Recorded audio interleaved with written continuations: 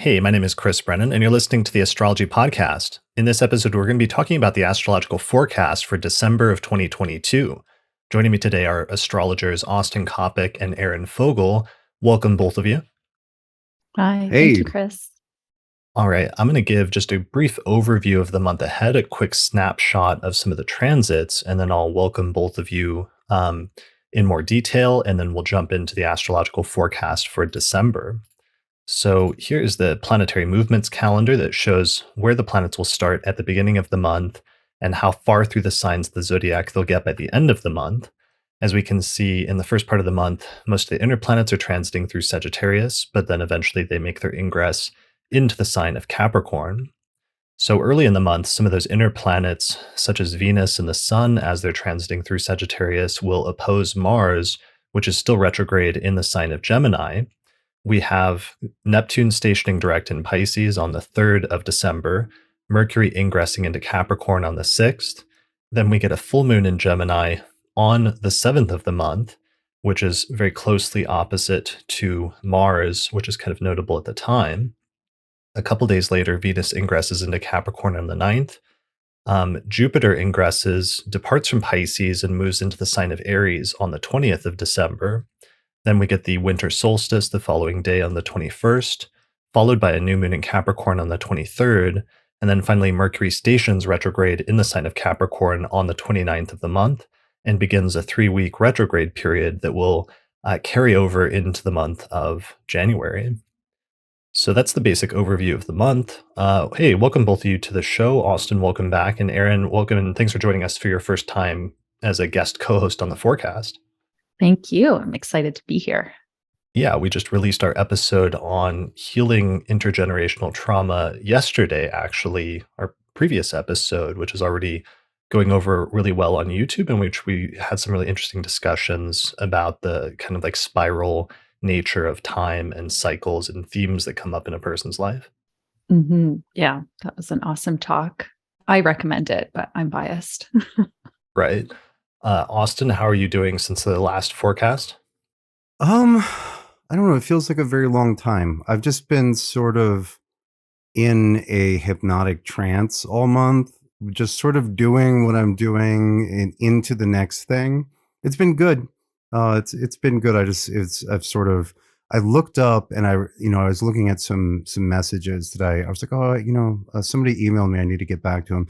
And it was from like 3 weeks ago. And I was like, I was like, sorry, I've just kind of been in a trance. It's been a good trance, just, getting things done, eat Yeah. this, do these exercises, work on this, et cetera, et cetera.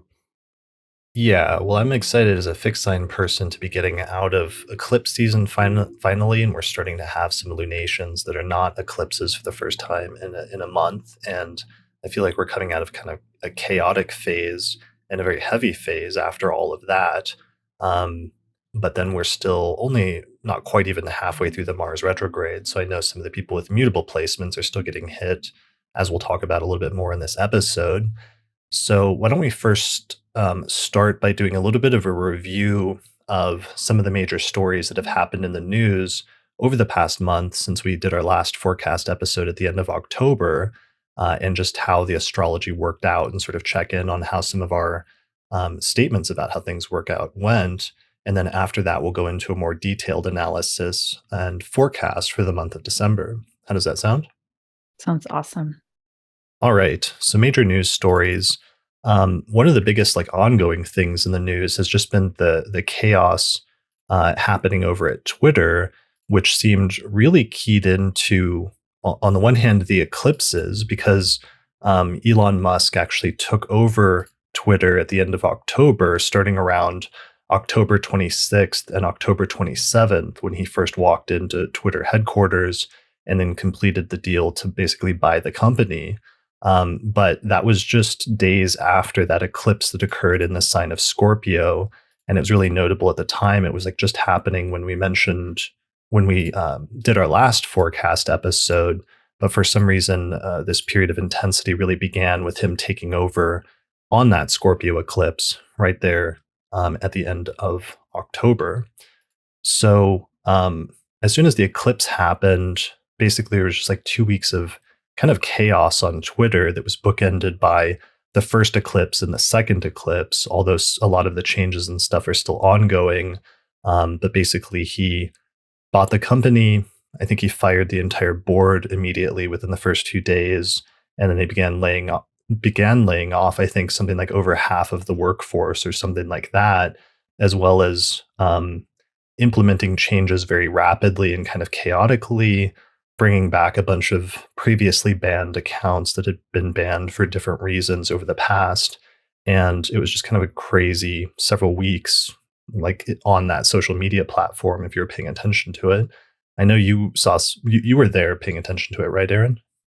Yeah, just kind of watching quietly, like abstaining from tweeting for a while and just sort of like watching. And if anyone lives in Toronto, there was a really funny tweet that I saw that someone was like, Twitter is giving like McDonald's at Queen and Spadina energy, which is very niche, but it's like the most chaotic place in the city.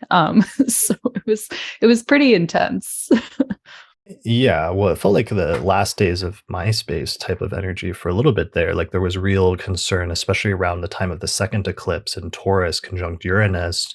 It seemed like a lot of the engineers were being fired, and there were real questions about whether the platform was actually going to take a nosedive. Because at first nobody knew quite what he was going to do, but then everything was happening so erratically and like suddenly, and it was so chaotic because he was just day by day implementing new changes. Like one of the first things he did was roll out within the first few days a subscription service where he was going to charge people in order to get the verified blue check mark. But as soon as he did that, it invalidated the entire purpose of the checkmark system, which is to validate like who was actually a real person, especially for celebrities or companies. So as soon as that happened, a bunch of people set up fake accounts to like impersonate celebrities and start like issuing statements as if they were them. And it was actually a really funny manifestation of the Mars-Neptune square at the time. And there were some companies, I think like Eli Lilly, where somebody set up a fake account saying that like insulin would be free from now on. And then on the stock market, their stock price actually just like tanked the next day. So there was actually a real tangible, I don't know, blowback from that. And then the very next day, Elon had to like, take that system back and take it offline, I assume, due to stuff like that. You know, so the timing of the sort of acquisition, like the final acquisition and takeover, is definitely the eclipses, especially when we look at the history of the offer and all that. But this chaos, because the offer happened almost under the previous set of eclipses earlier this year. Yeah, and then it really tied into the nodes and the eclipses. But the action that you're describing is so signature Mars retrograde in Gemini. Like there's what I've been picking up from that Mars retrograde is very chaotic. And it's chaos that comes from lots of movement, but without a coherent pattern. Like now we're going to go left. Now we're going to go right. Now we're jumping up and down. Like now we're going backwards. It's like if someone, if you think about just taking a turn, but too quickly in a moving vehicle with sufficient mass, it's wrenching, right? You have like the G forces. And so, I've been peripherally aware of the Twitter thing. And from my distance, it's sort of like, I don't know, like it sounds like the screams on a roller coaster, right? Because it's the G forces from sudden ups, downs, lefts, and rights. Also, another thing that's very, very, very Mars and Gemini. Gemini is a mutable sign, a dual sign. It's represented by twins. And when you have a malefic there, it's the evil doppelganger energy, right? I don't know, I guess with the pharmaceutical company, it was the good twin that was going to give it away for free. But you had a lot of like evil twin doppelgangers with that blue checkmark phenomenon, right? Where you have the harm comes from a copy or an impersonator or a double. Yeah, that's funny because I think like 50% of Twitter like became Elon Musk for like a few days and was just like impersonating him and like tweeting as if they were him.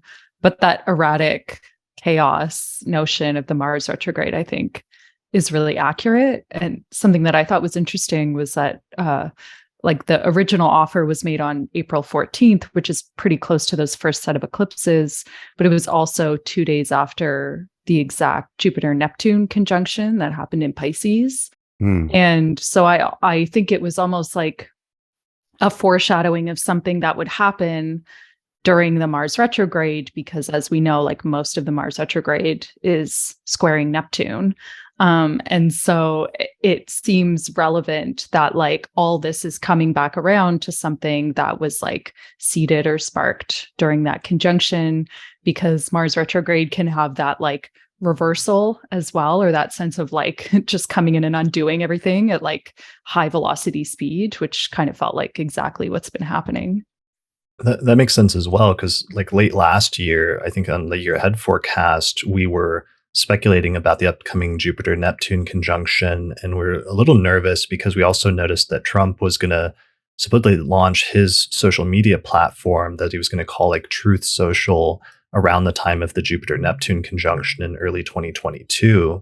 So it's interesting now what's ended up happening is Elon first made that offer earlier this year around that time, but then when Jupiter retrograded back into Pisces, he took it over. And now that's one of the things that's making the platform unstable, is that suddenly it's becoming politicized, because he's like retweeting kind of far right-wing conspiracy theories and engaging with and sort of attacking like liberal activists and different things like that, while also favorably retweeting far right ones. So there's a question about whether suddenly the whole platform is becoming more politicized than it ever was before.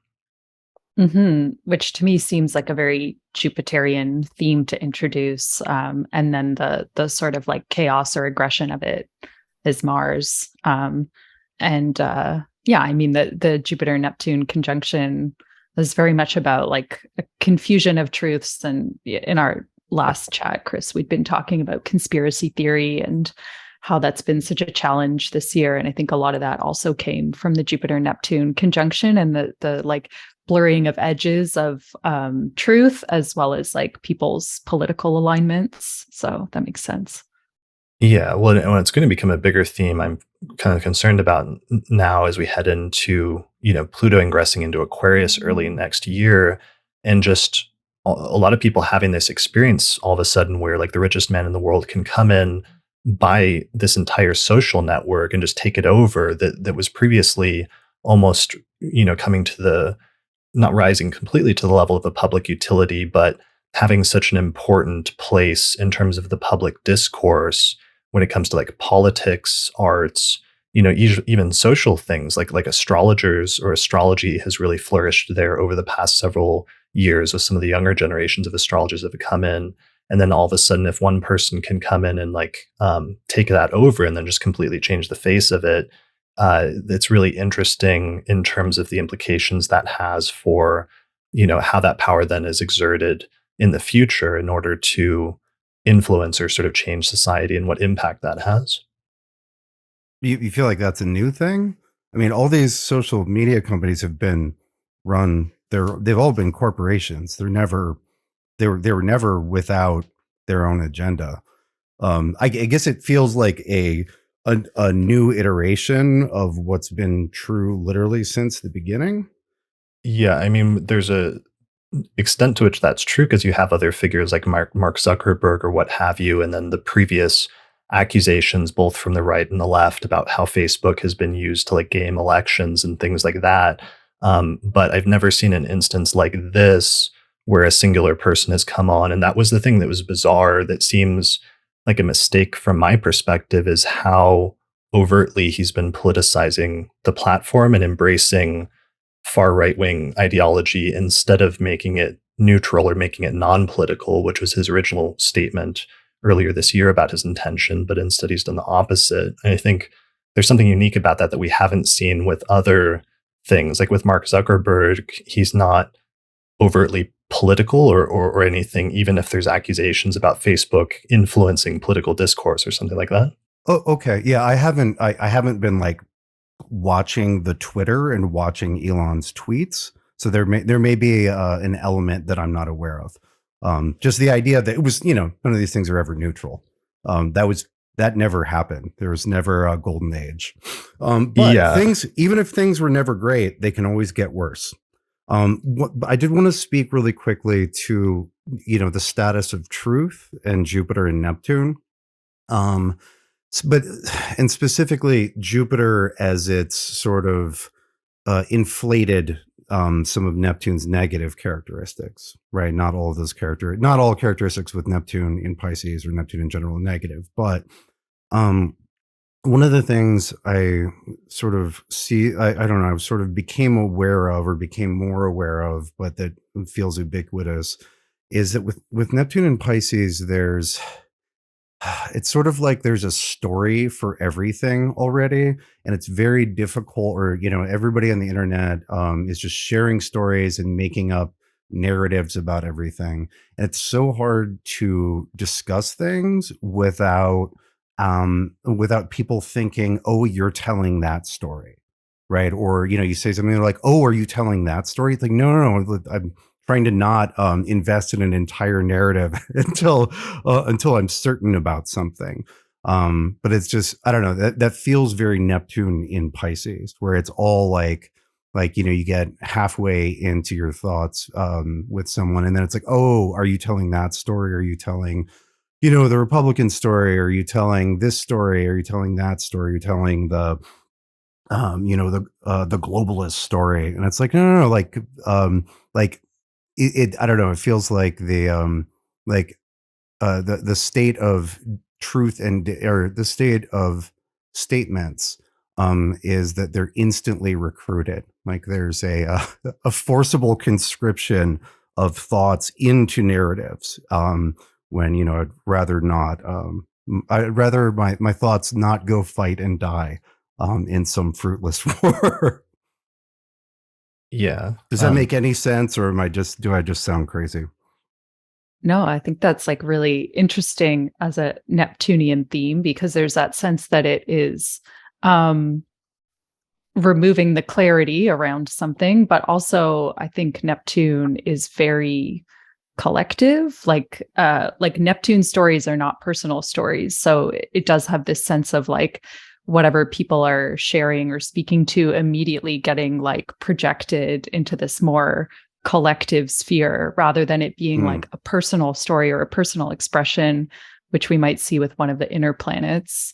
It immediately becomes this like larger kind of undefined, like amorphous group narrative or something like that. I think that's a really good point. Like getting I think of swarms or schools of fish or flocks of birds, where one if another bird of the same species sort of joins the flock, like it just becomes part of that larger shape.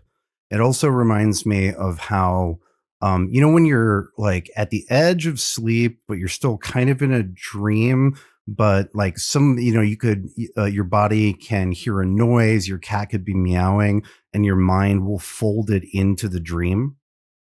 Right? It's sort of like that one dream, for people that are too stuck in one dream, everything they hear that's not actually supposed to be part of that dream gets folded into the dream.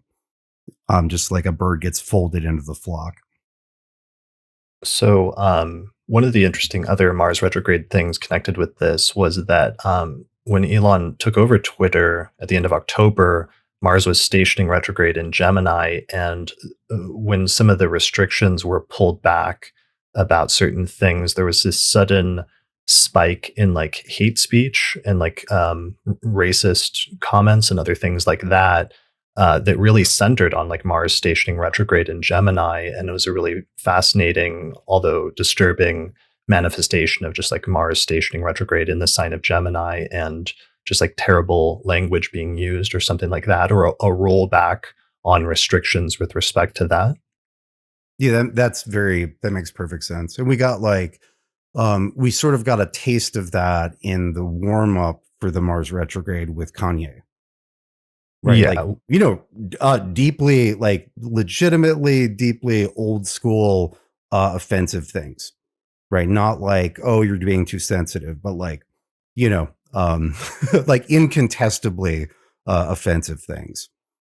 Yeah, unfortunately, that and the sort of normalization of anti-Semitism through Kanye's comments has like increased, unfortunately, over like the past month. I feel like since that time.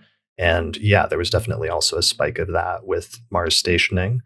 So all of this, though, has bigger political implications potentially in the long term and geopolitically and in terms of mundane astrology, because we had that eclipse happen in Taurus on November 8th, conjunct Uranus. And that was the day that the midterms took place. Although the big surprise with the midterms, at least in the United States, was that there wasn't a huge red wave, but instead the Democrats were able to keep more seats in the Senate or the House than expected, which in and of itself ended up being unexpected because just historically, during most midterm elections, the party in power that has the White House would like lose a bunch of seats, and that's just how it goes.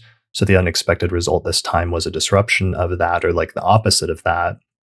But then just a few days later, Trump announced his candidacy. So he's running for the 2024 presidential election again.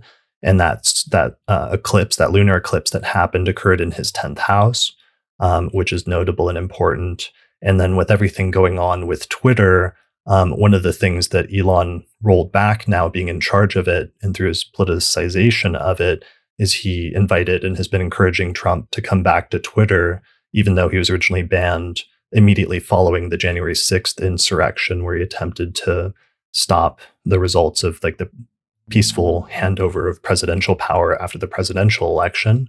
So all of this with Twitter and everything, even though it seems stupid, especially if you don't use the platform, if you're paying attention to it, it's especially tying in with some of the astrology and those big eclipses, seems like it will end up having much more long-term impact than we might think. Yeah, and it also has that kind of very traditional sense of eclipses of like reversing or changing direction with something. And so there was like a reversal of Trump's ban from Twitter. And I went and looked at the chart for his announcement that he's running again. And the moon was like mid to later degrees of Leo. I can't remember the degree, but anyways, it was like perfecting that grand cross with the nodes and Saturn and Uranus and the sun and everything. So it was the moon sort of like bringing that reversal into action. Often like it acts as like a kind of timing technique with slower things. Right. Well, the moon bringing that energy to his ascendant, which is late Leo, and Mars. Yeah, I was just going to ask, do you know where the moon was for that announcement? I'm pretty sure it was like 18 Leo or something. That's not. It was still applying to Saturn. That's not elected. No, you don't put the moon opposite Saturn if you want to win, but that's fine. No, it was a night chart with the moon exactly applying to an opposition with Saturn, although it did have some nice some of that grand water trine that was happening later in the month with like the Scorpio planets applying to trine Jupiter and Pisces. It did have, which was actually kind of a nice thing electionally, but the moon was definitely not in good shape. Yeah, that was your election of the month last month. But it was the Cancer moon, right, where it was trining Jupiter and Venus. That was lovely. I used that. I should have announced my candidacy. Right. I 2 days early. Much prefer to vote for you. Yeah, for sure. So anyway, so this is an ongoing story.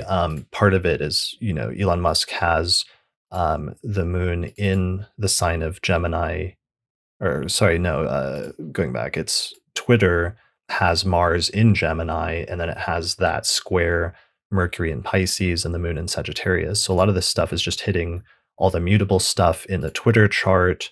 Elon does have some stuff in his chart in Gemini that this is hitting. So this will probably just be an ongoing story that we'll continue to see as Mars continues to go retrograde through the sign of Gemini before getting out of there after the first few months of next year. Well, and then, I was going to suggest that we move on to the other sort of big thing that happened last month, unless you had more to do on this sort of. No, I was about to transition. Okay, great. So Chris, what do you want to talk about next? So the other big story, the other big news story this month was the collapse of this cryptocurrency company called FTX. And what was so striking about it astrologically is that the crash happened right on over a few day period, basically the Taurus eclipse around the 8th of November. And if you see like the graphs showing just like the stock price and the value of the company and its associated cryptocurrency, it just like crashes right on that Taurus eclipse in November. So it was really fascinating, even if you don't follow Bitcoin or cryptocurrencies very closely. It was fascinating seeing this $1 billion, it was worth billions and billions of dollars, Yeah. just crash almost virtually overnight right on an eclipse. Yeah, and I'm going to pat myself on the back because I said right around that time in the yearly, and then several times afterwards, including last month, that looked like financial bubble popping, and that was absolutely a bubble. You know what they found out behind the well, once they got into the books of the FTX thing, is that I believe the actual value of the assets was like under $1 million, but it had been valued at 5 billion.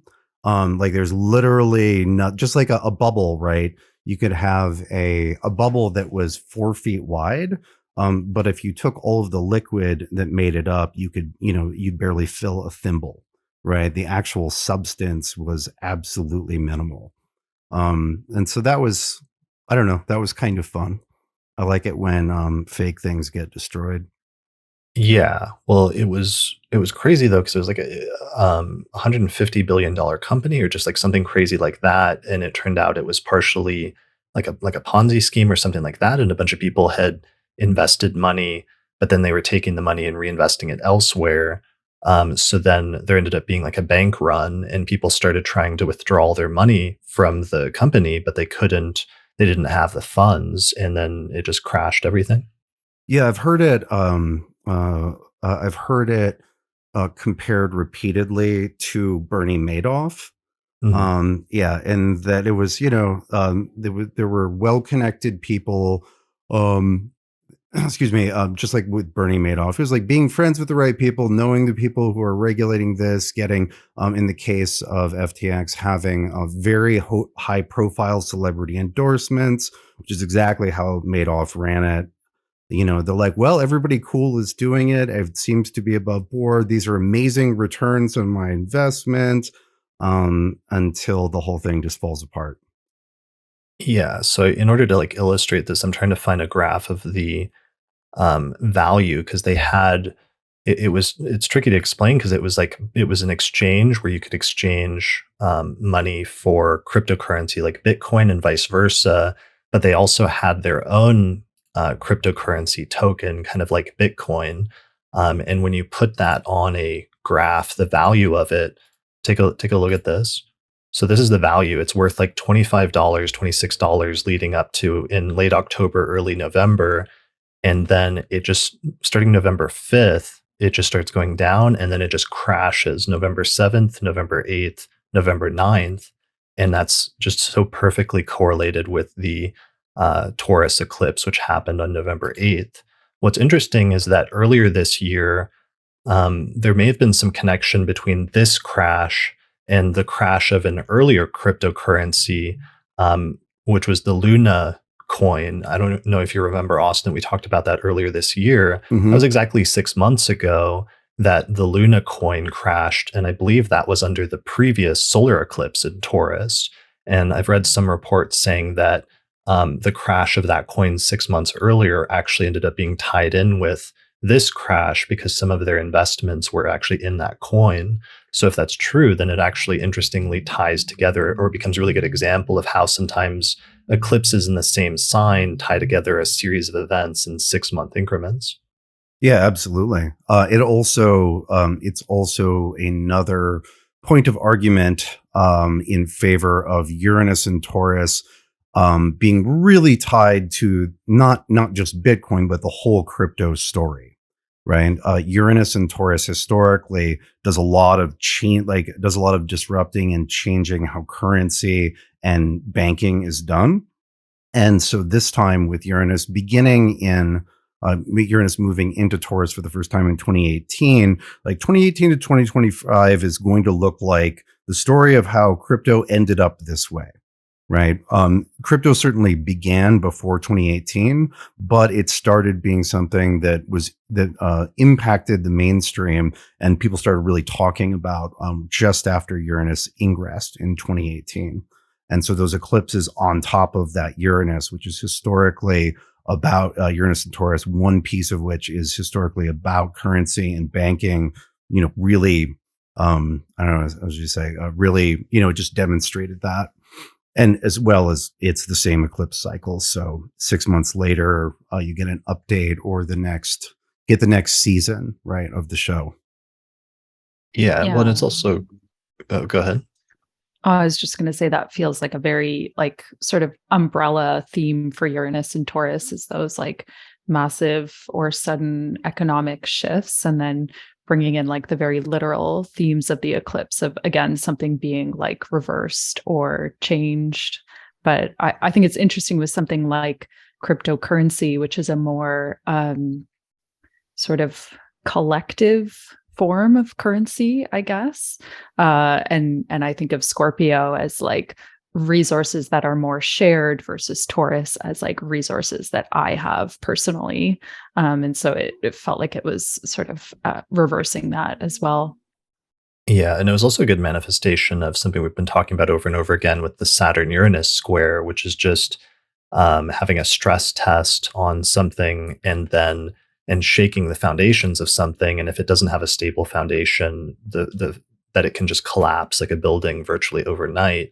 And we've seen a bunch of things happen like that when they were closely connected to the Saturn-Uranus square. And that was one of the things these eclipses were tied into very closely was not just being conjunct Uranus, but also squaring Saturn. Yeah. Thankfully, that's one of the things that we're coming out of this period finally, as Saturn and Uranus now are starting to move away from each other at this point until eventually Saturn completely changes signs early next year. Yeah. Just a few things. Yeah. The house, a house of cards does not survive a stress test, right? You just shake the table a little bit and it's done. And then, Aerin, to speak to your point about like Scorpio and Taurus, maybe I wouldn't frame it as collective, but like with those signs, Scorpio is a liquid type of asset, and then Taurus is a thing. It's a solid thing. And one thing we've seen with Uranus and Taurus is that things have become more valuable relative to currency, right? Commodities, like food and energy, or those things which produce energy, like the basic things that people need, have become much more valuable relative to currency, right? Which is liquid and its value fluctuates and this and that. The agreed upon tokens are not doing very well relative to bags of rice. If we look at between, there's been a lot this year with the Ukraine war, but if we just look at commodities and things have done extremely well if we just look at 2018 to the present. Yeah, that makes a lot of sense. That idea of it being a more liquid asset, because I think in like reading about this before today, I was reading how like when it started to tank, people tried to like cash their FTX in for money, like to get their money back essentially, and it like wasn't there. So Right. it didn't really like translate into an actual like thing, which would be more of like a Taurus experience. And as far as like stress tests go, I think I saw that the owner is 29 or 30 or something. So he's having his Saturn return right now. So this is quite the Saturn return stress test. Yeah, that's a good point. I was like, oh, that's a Saturn return for the ages. You just lose like $152 billion. Yeah, and that's the thing when we're talking about all these mundane stories of like major things happening in the news or what have you, is like some of these mundane things that we're talking about that are affecting large groups of people are also happening in people's individual lives, and individuals are getting those stress tests sometimes in their individual lives, and sometimes they're making it through okay, albeit a bit shaken up, and other times like the house of cards is collapsing in certain areas. So it gets personalized as well in some instances, in his instance very personally, because he's the guy that's like at the center of this whole thing. Yeah, yeah. Hmm. And I Yeah. think Saturn will disrupt anything that's not real or concrete enough to survive a stress test. Yeah, Right. well, and we've kind of got that. Yeah, we've got that sort of from a couple angles, right? Because we've also had the Mars squaring Neptune energy, right? And that's you can pop a bubble with the weight of Saturn, but really for popping bubbles, you want something pokey and martial, right? Saturn will like crush what is not substantial. And then Mars loves to pop bubbles, right? To burst things. And so that's Saturn Uranus and the Mars Neptune. They're and I think to a certain degree, just with the eclipses sort of super fueling things, we have that destroying what's not real or what cannot endure. It's more than it's a stress test, but from a couple different angles, from a couple different configurations. Yeah. And then one of the patrons in the chat mentions inflation, which is something we've focused on a lot this year in terms of the Jupiter Neptune conjunction. And that's another thing they're attempting to pop right now, with the Fed like hiking up the interest rates super high in order to try to combat inflation. And it'll be interesting to see how successful they are, as well as what impact that has on the economy, since there were no real good choices there in terms of what to do with that. Hmm. Hmm. I All was just right, thinking also, oh, yeah, go go ahead. ahead. No, that's all right. Well, just yeah, one last thought about the bubble popping, which does seem like a very martial thing. I think I read that part of what started to tip it over was that there was like information that was leaked about the company, or like what was actually happening there. And leaking information to the press or to the public seems like the Mars and Gemini way to pop a bubble Yeah, versus totally. like, yeah.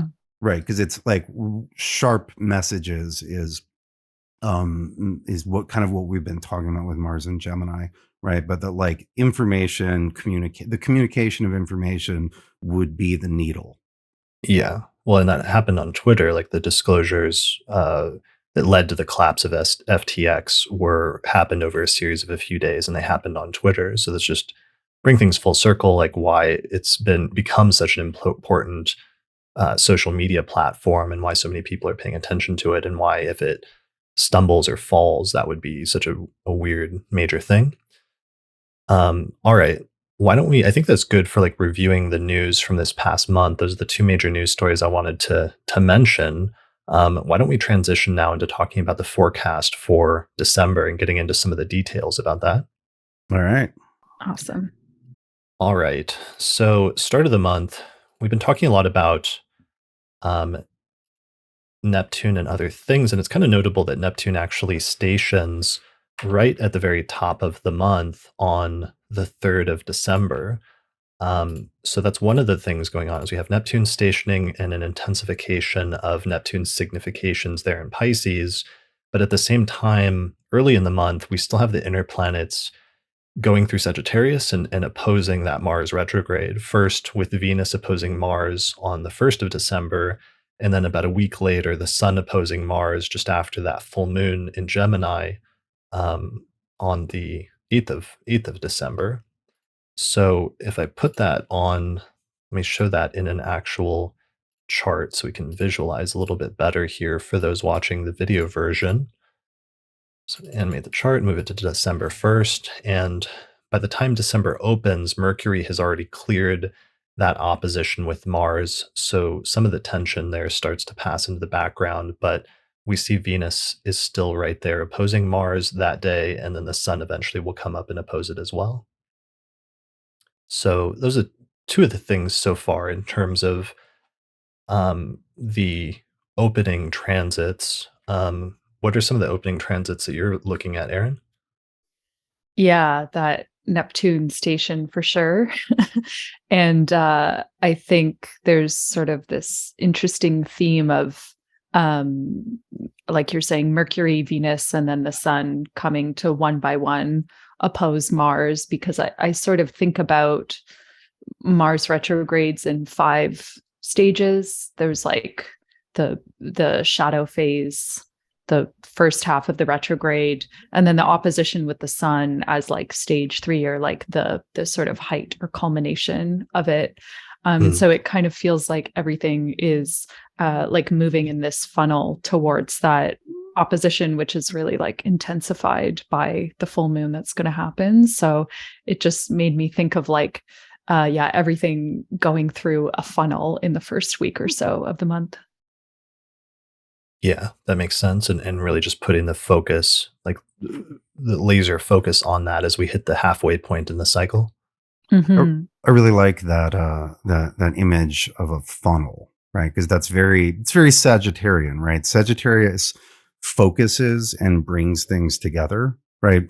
On a very simple level, bringing human and horse into one being. But also, if you think of the practice of archery, you have to bring your awareness, which is usually much wider, to a single point, right? And that's how do you and that's how you bring physical objects or liquids into a single point, right? You funnel them down into the tube.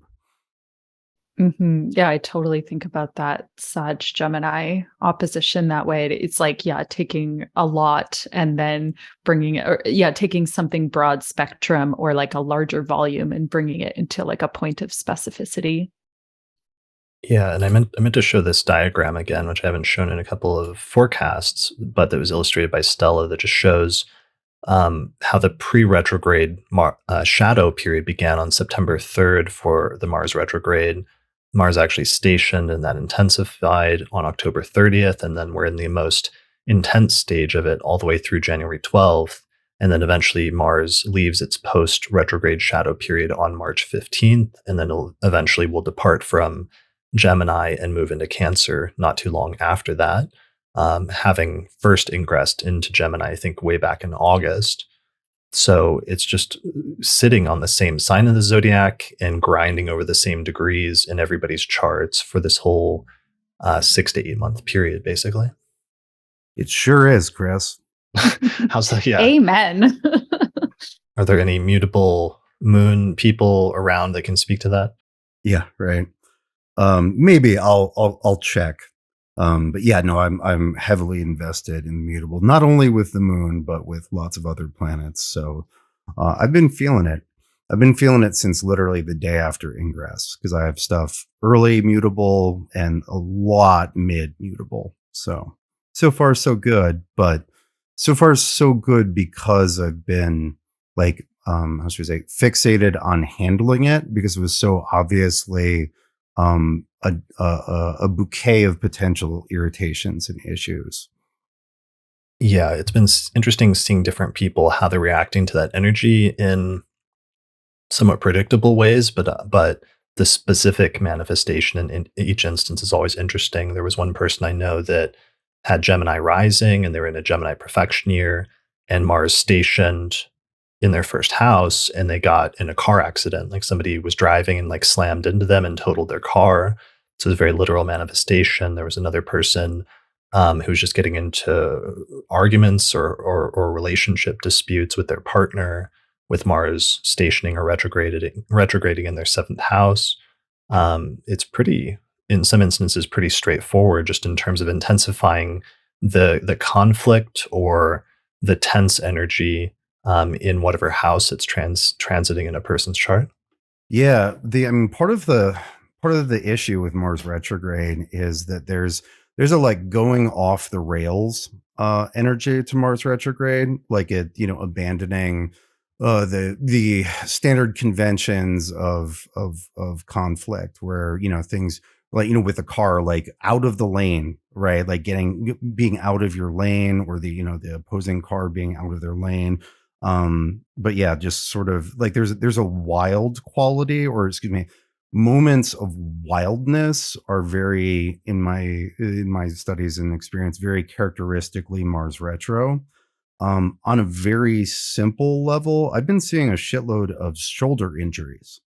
It's literally Gemini rules the shoulders. And was talking there were, as I mentioned to you last month, but not on camera.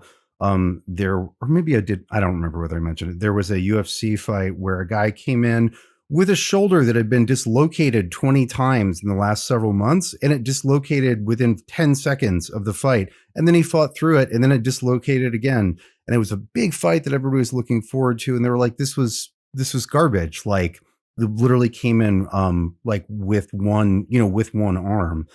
There's a big fight, a championship fight that just got called off because the guy has, according to the press release, the worst shoulder injury they've ever seen.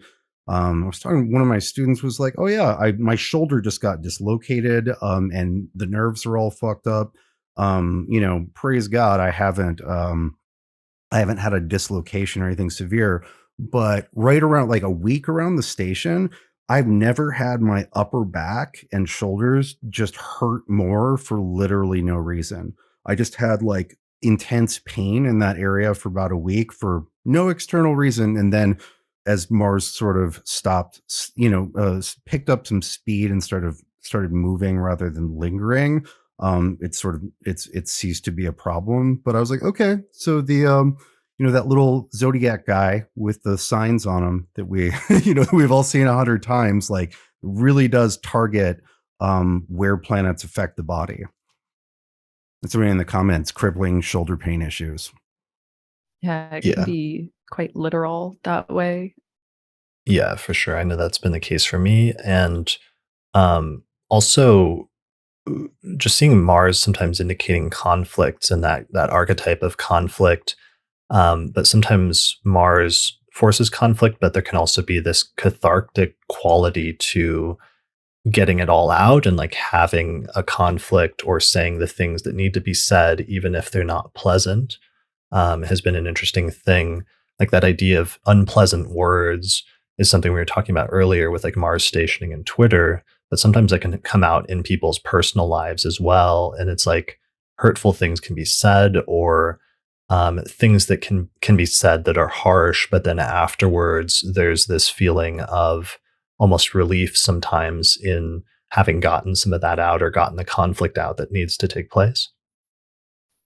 Yeah, I do think it can have that sort of cathartic quality to it. And that's actually what I've been like wondering about as the first like week or so of December, as everything kind of like rushes towards that opposition with the sun, if it will bring things more to a head in that way. And probably helps to know for people like where the retrograde is in their chart. Because, if you have Mars retrograde in the 8th or the 12th or something, it's likely to bring up more from under the surface than if you have it like in the first house or something like that.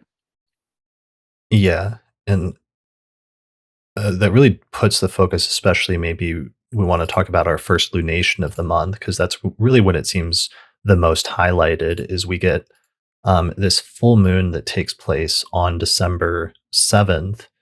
December 7th at 15 degrees of Gemini. But Mars is right there retrograde at 16 degrees of Gemini when that full moon goes exact. So as soon as the moon hits the opposition with the sun, it just immediately applies to the conjunction with that retrograde Mars in Gemini. So I feel like that full moon is going to be a very important turning point in terms of the entire Mars retrograde story, not just because it's conjunct, the moon is conjunct Mars, but also because the next day Mars opposes the sun, and that's the halfway point in Mars's retrograde cycle. It actually, yeah, the sun and Mars oppose within hours of that full moon. If you look at the chart right there, they're only 7 minutes apart and mutually applying. Yeah, looks like it takes place early, like the next day here. So, and that's the halfway point in the entire Mars retrograde cycle.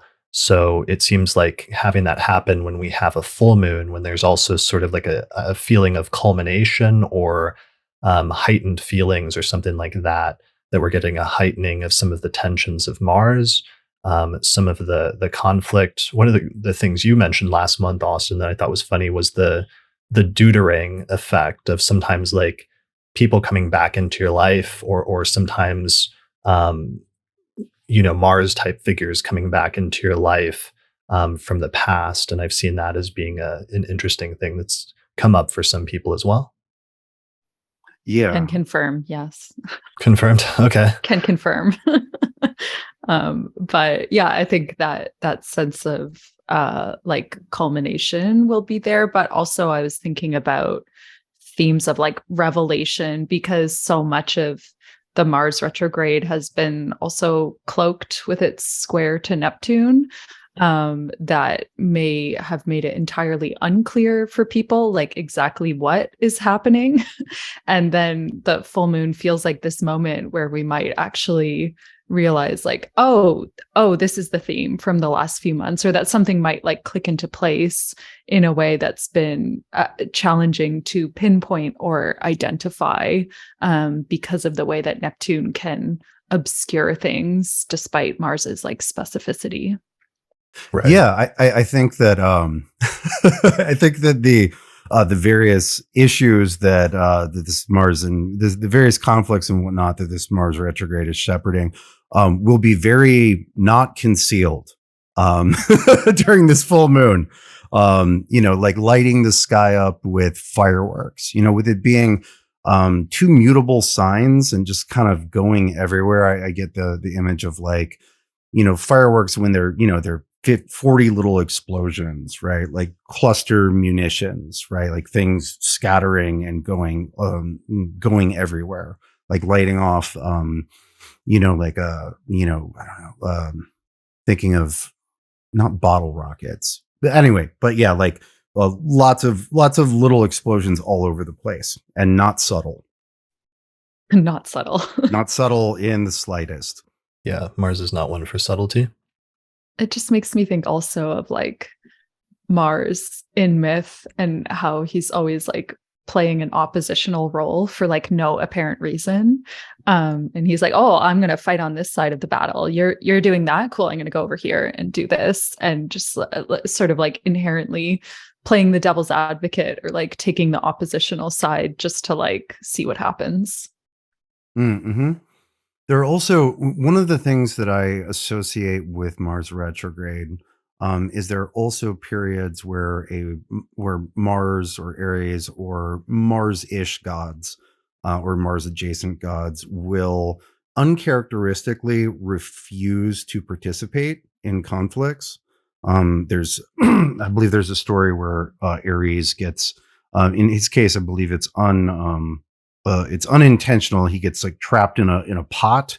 You also have in West African gods, you have a period where Ogun, who's very Mars-ish, just refuses to participate. Usually Ogun is not only the fiercest warrior, but also the hardest worker. And just refuses to take part in the labor of finishing creation. Like, you know what? Fuck it. It's not worth it. I don't, who am I doing this work for? These people, right? It's like, I'm not participating anymore.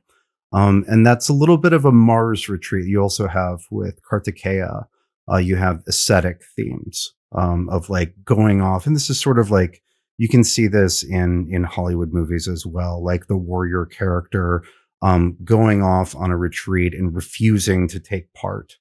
I didn't see them, but in the more recent Star Wars movies, don't you have Luke Skywalker like refusing to participate? I don't know. I didn't see it, but it's that sort of like, it's that sort of sitting with the cost of war and not wanting to take part on either side. And there's that sort of retrograde reflecting upon that planet's action rather than taking part in it. But what's weird is during the Mars retrograde, you have that. And then you also have those like wild, cathartic releases of conflict where like, I'm not even going to try to hold this in anymore, or I'm not even going to try to maintain peace. But it's weird. You have like both this ascetic side and this berserker side getting activated at the same time by the Mars retrograde. Yeah, for sure. And just the it's interesting, like a refusal of that sometimes with the retrograde. But then also, yeah, Mars having this explosive energy sometimes at the same time. And that can sometimes be very literal. We did the episode with Nick Diggin Best on the Uranus return of the United States. And something I couldn't remember at the time is I knew one of the early nuclear uses of the nuclear bomb. I thought it was the Trinity test, had like Uranus on the midheaven and Mars Uranus conjunct in Gemini. But a listener told me yesterday it was actually the Hiroshima bombing. Uranus was right on the midheaven and Mars was there in Gemini just off the midheaven as well. So Mars, just in its own form can be like an explosion, but Uranus can amplify that using technology and things like that to those even larger and more destructive levels. Yeah, both Hiroshima and Nagasaki bombings had the Mars Uranus, and noticed that it was a pair of bombings. It was a pair of cities, right? It was, and those two bombs have names, right? Was it Fat Man and Little Boy, I think. But yeah, you have the same pairing or multiplying with Mars. Yeah, it was. Those bombings have pretty loud astrology, right? Sun conjunct Pluto, Mars conjunct Uranus. Yeah. Well, and it also just highlighted because one of the questions people had is like, why, for example, with the Uranus, why is it that every time Uranus goes through Gemini, that the US is involved in like a huge war, starting with the Revolutionary War, then with Civil War, and then with World War II? And it's because of the presence of Mars there in Gemini, I think in the birth chart of the US back in 1776. So that every time you get a Uranus return, you've also got the awakening of that internal potential of like the Mars-Uranus conjunction, which is just kind of interesting and says something about that a little bit in terms of talking about Mars going through Gemini. Yeah, 100%. If for anybody who's had Uranus go over their Mars as a transit, like it's a very martial period. I was young and I was literally just doing martial arts all day long. I just graduated from college, so all I did was practice cool moves and fight people. But that's all I wanted to do. And I can imagine if I didn't have that as, like a safe, constructive place to put all that Mars energy. If I were, let's say, a nation state. Mm-hmm. Yeah, maybe that's a good topic we could talk about a little bit here before we move on from the full moon. But like, what is because Mars energy sometimes when it's in abundance, if you don't channel it or you don't do something with it, then you get the explosive or the conflict or the accident or other things like that, which are all potentials. But sometimes that energy does get channeled in a more constructive fashion. What are some of the positive ways to channel some of that if people are getting hit by heavy Mars transits and they need to find a constructive outlet for it? Yeah, that's something that I talked about in my Mars retrograde workshop that I did with Julie Simmons, because we were talking about how destructive Mars can be without an activity. And like an idle Mars is like a restless and potentially destructive Mars. And so often if you can get, well, at least on a personal level, if you can give Mars inactivity, sometimes it can channel some of that energy into something more productive. Like you were saying, Austin, like learning martial arts is like a great way to channel Mars energy. But I think it's interesting also to consider different ways that people might ideally express their Mars energy based on like the sign that Mars is in or the house that it's in. Like someone with Mars in Scorpio might want to learn martial arts, and that's like a really cathartic way to channel that energy. Someone with Mars in Taurus might get really into cooking. Like I think there's different ways that people might express it based on their natal Mars. Yeah, 100%.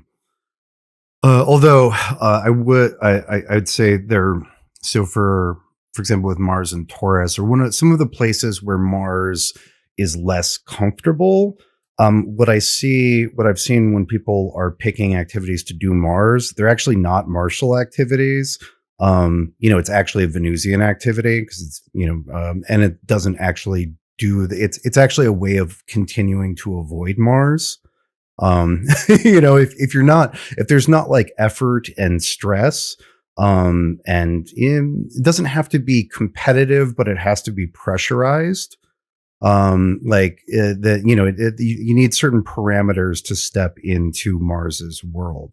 One of the things I was going to say, it's one of the challenges I found with Mars, is that on one hand, like stagnant Mars is dangerous, right? When the Mars energy stagnates, it's like leaving a full canister of gasoline just somewhere in the room while you're a smoker, right? Like it'll go off at a time you don't want.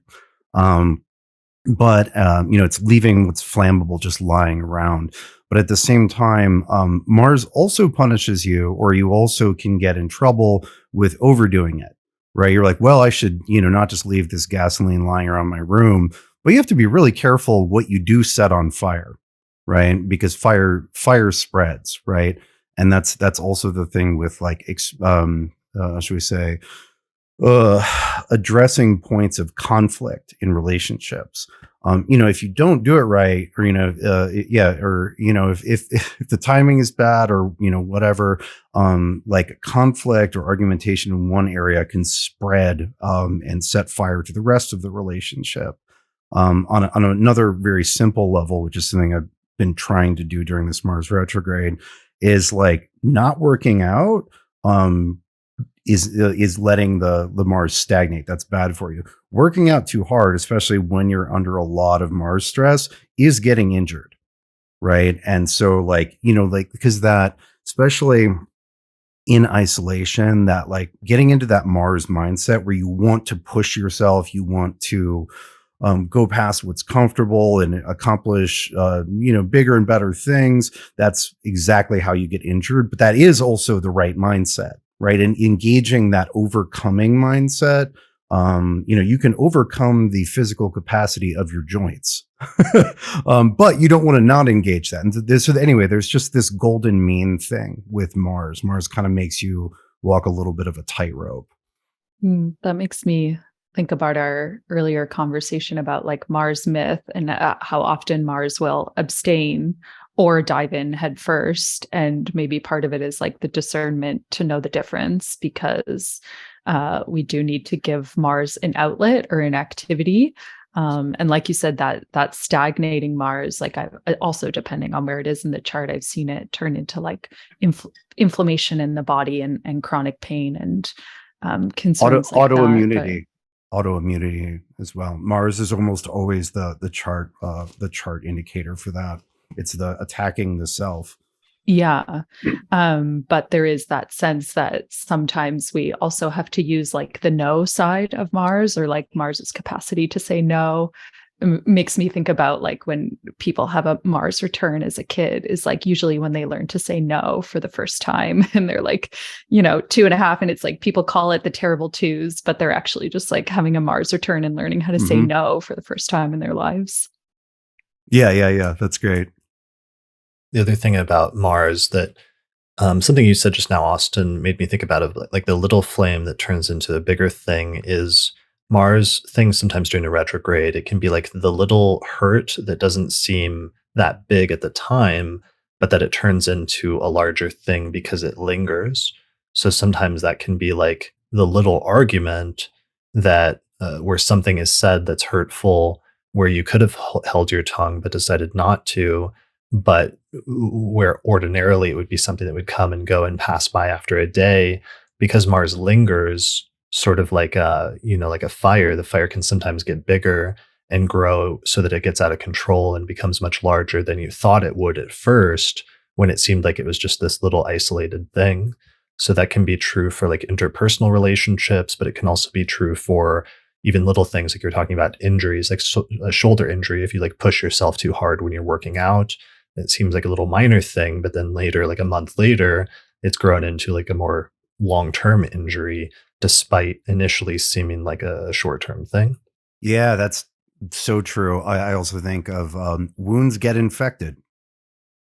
And if you think about, iron, which is so deeply connected to Mars symbolically as well as physically. It's literally the iron yeah, on Mars's surface that makes it red.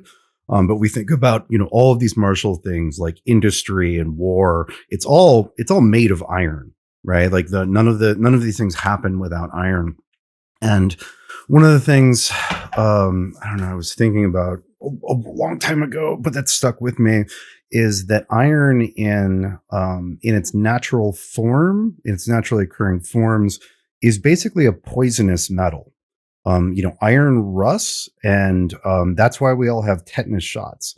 I've during that period where Uranus was conjunct my Mars many years ago, in addition to doing martial arts, I would just like do, I don't know, like housework and some like construction demo stuff. And I was working in a garden and taking out a trellis, and I ended up stabbing myself with a rusty nail. It went about like half, maybe, I don't know, most of an inch into my knee. And, it was like a very rusty nail. And I got tetanus. My knee grew blew up to the size of like a cantaloupe within 6 hours. Right. And was super hot. It's with Mars, it's inflammation, right? This was not like a cold, slow Saturnian sickness, right? It was like instantly giant and red and hot and inflamed. And then I got a booster tetanus shot, right? For $50 at the free, the not quite free clinic. And it was gone. The inflammation was gone almost immediately. But that the actual wound, like you were saying, Chris, like from the rusty nail poking me, not a big deal. Like little trickle of blood scabbed up within 20 minutes. But like that infection. Yeah, I think then part of, especially for people getting hit by this Mars transit, if it's passing over the degree of like a personal planet in your natal chart, some of the advice can be to like hold your tongue or to resist doing the impulsive sort of piercing thing that seems pressing in the moment, and instead like put it off a day and sleep on it and see if you still feel the same way. But oftentimes with Mars transits, if you put it off long enough, you'll kind of like think better of it and decide that that wasn't the wise or like the strategic decision in the long term to do what felt right or you felt pressed to do in the moment. Yeah, I think. Yeah. Oh, go ahead. Oh, go ahead, Austin. I was just as what I use as a quick axiom, like just just sort of a quick strategic guide for conflict, is what do I get out of this conflict? Even if it goes perfectly and I'm victorious in the terms of whatever the conflict is, what do I win? Is there actually a prize? Because there's so many fights where literally, even if you win, even if you perfect your opponent, flawless victory, you actually don't get anything. You just get the satisfaction of feeling like you won and they lost. That's not a good enough prize, in my opinion. Right, because it often also comes with a great deal of internal like turmoil and other things that come with any sort of protracted conflict, especially if a conflict is protracted and becomes longer term than you think it will in the moment, which is always the danger with the Mars retrograde, since astronomically, Mars normally just comes and goes and passes through a sign relatively quickly over the course of a month or two. But here it's just like lingering for 8 months.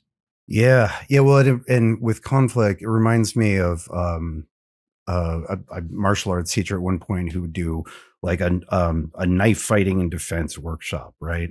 And instead of being like if somebody attacks you like this, you do this cool move. Like the first, I don't know, half an hour of it, or the first part was like repeating, if you get in a knife fight, you're going to get cut.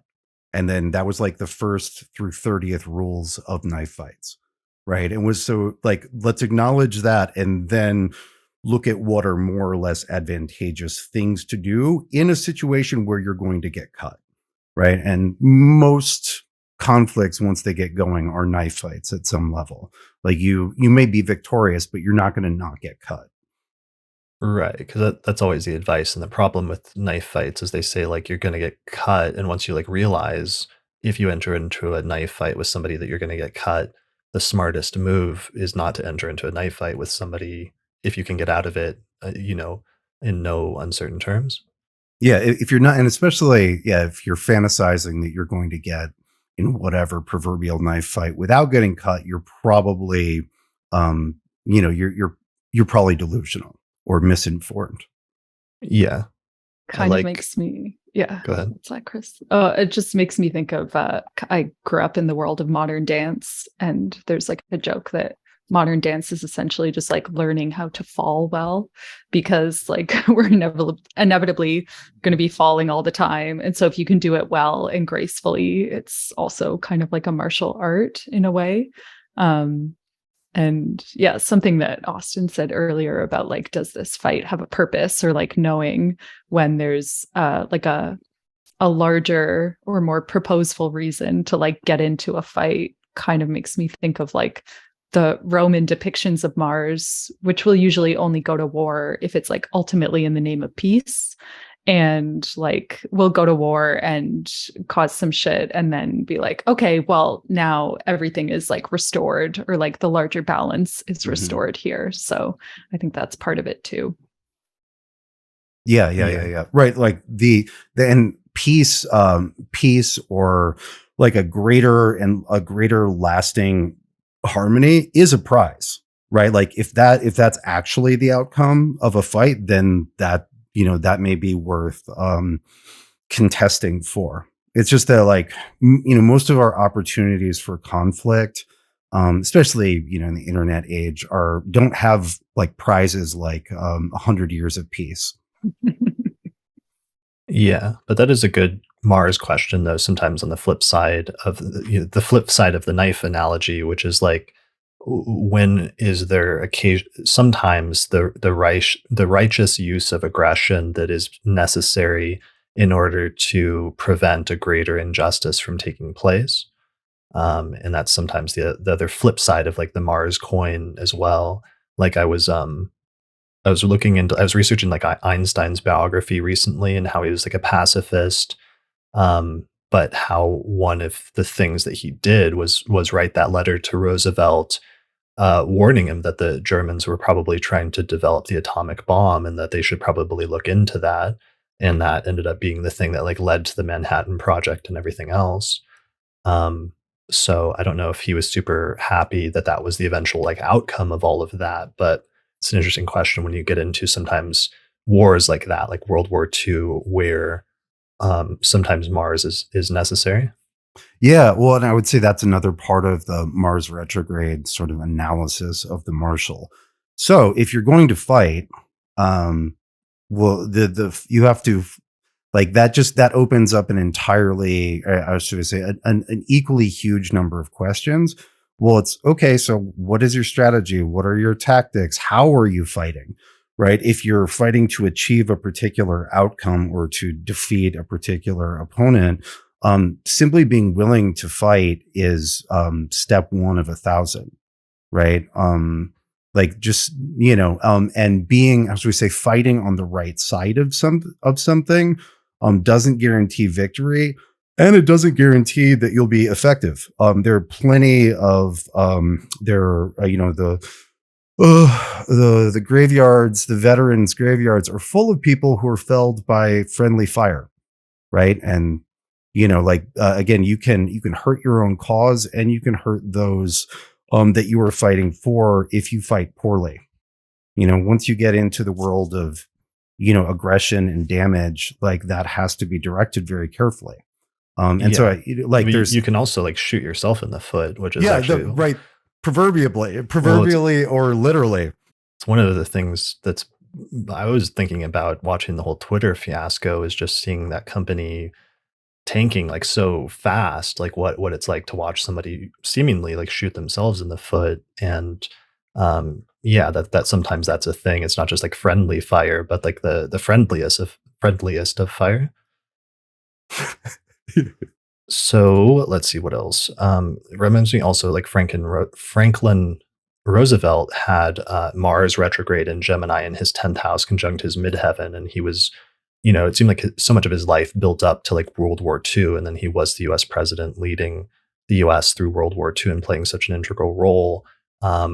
Just going back to that idea of sometimes like the righteous war, what have you, or at least when war is sometimes like necessary, as opposed to something that's just being done for the sake of destruction or violence or what have you.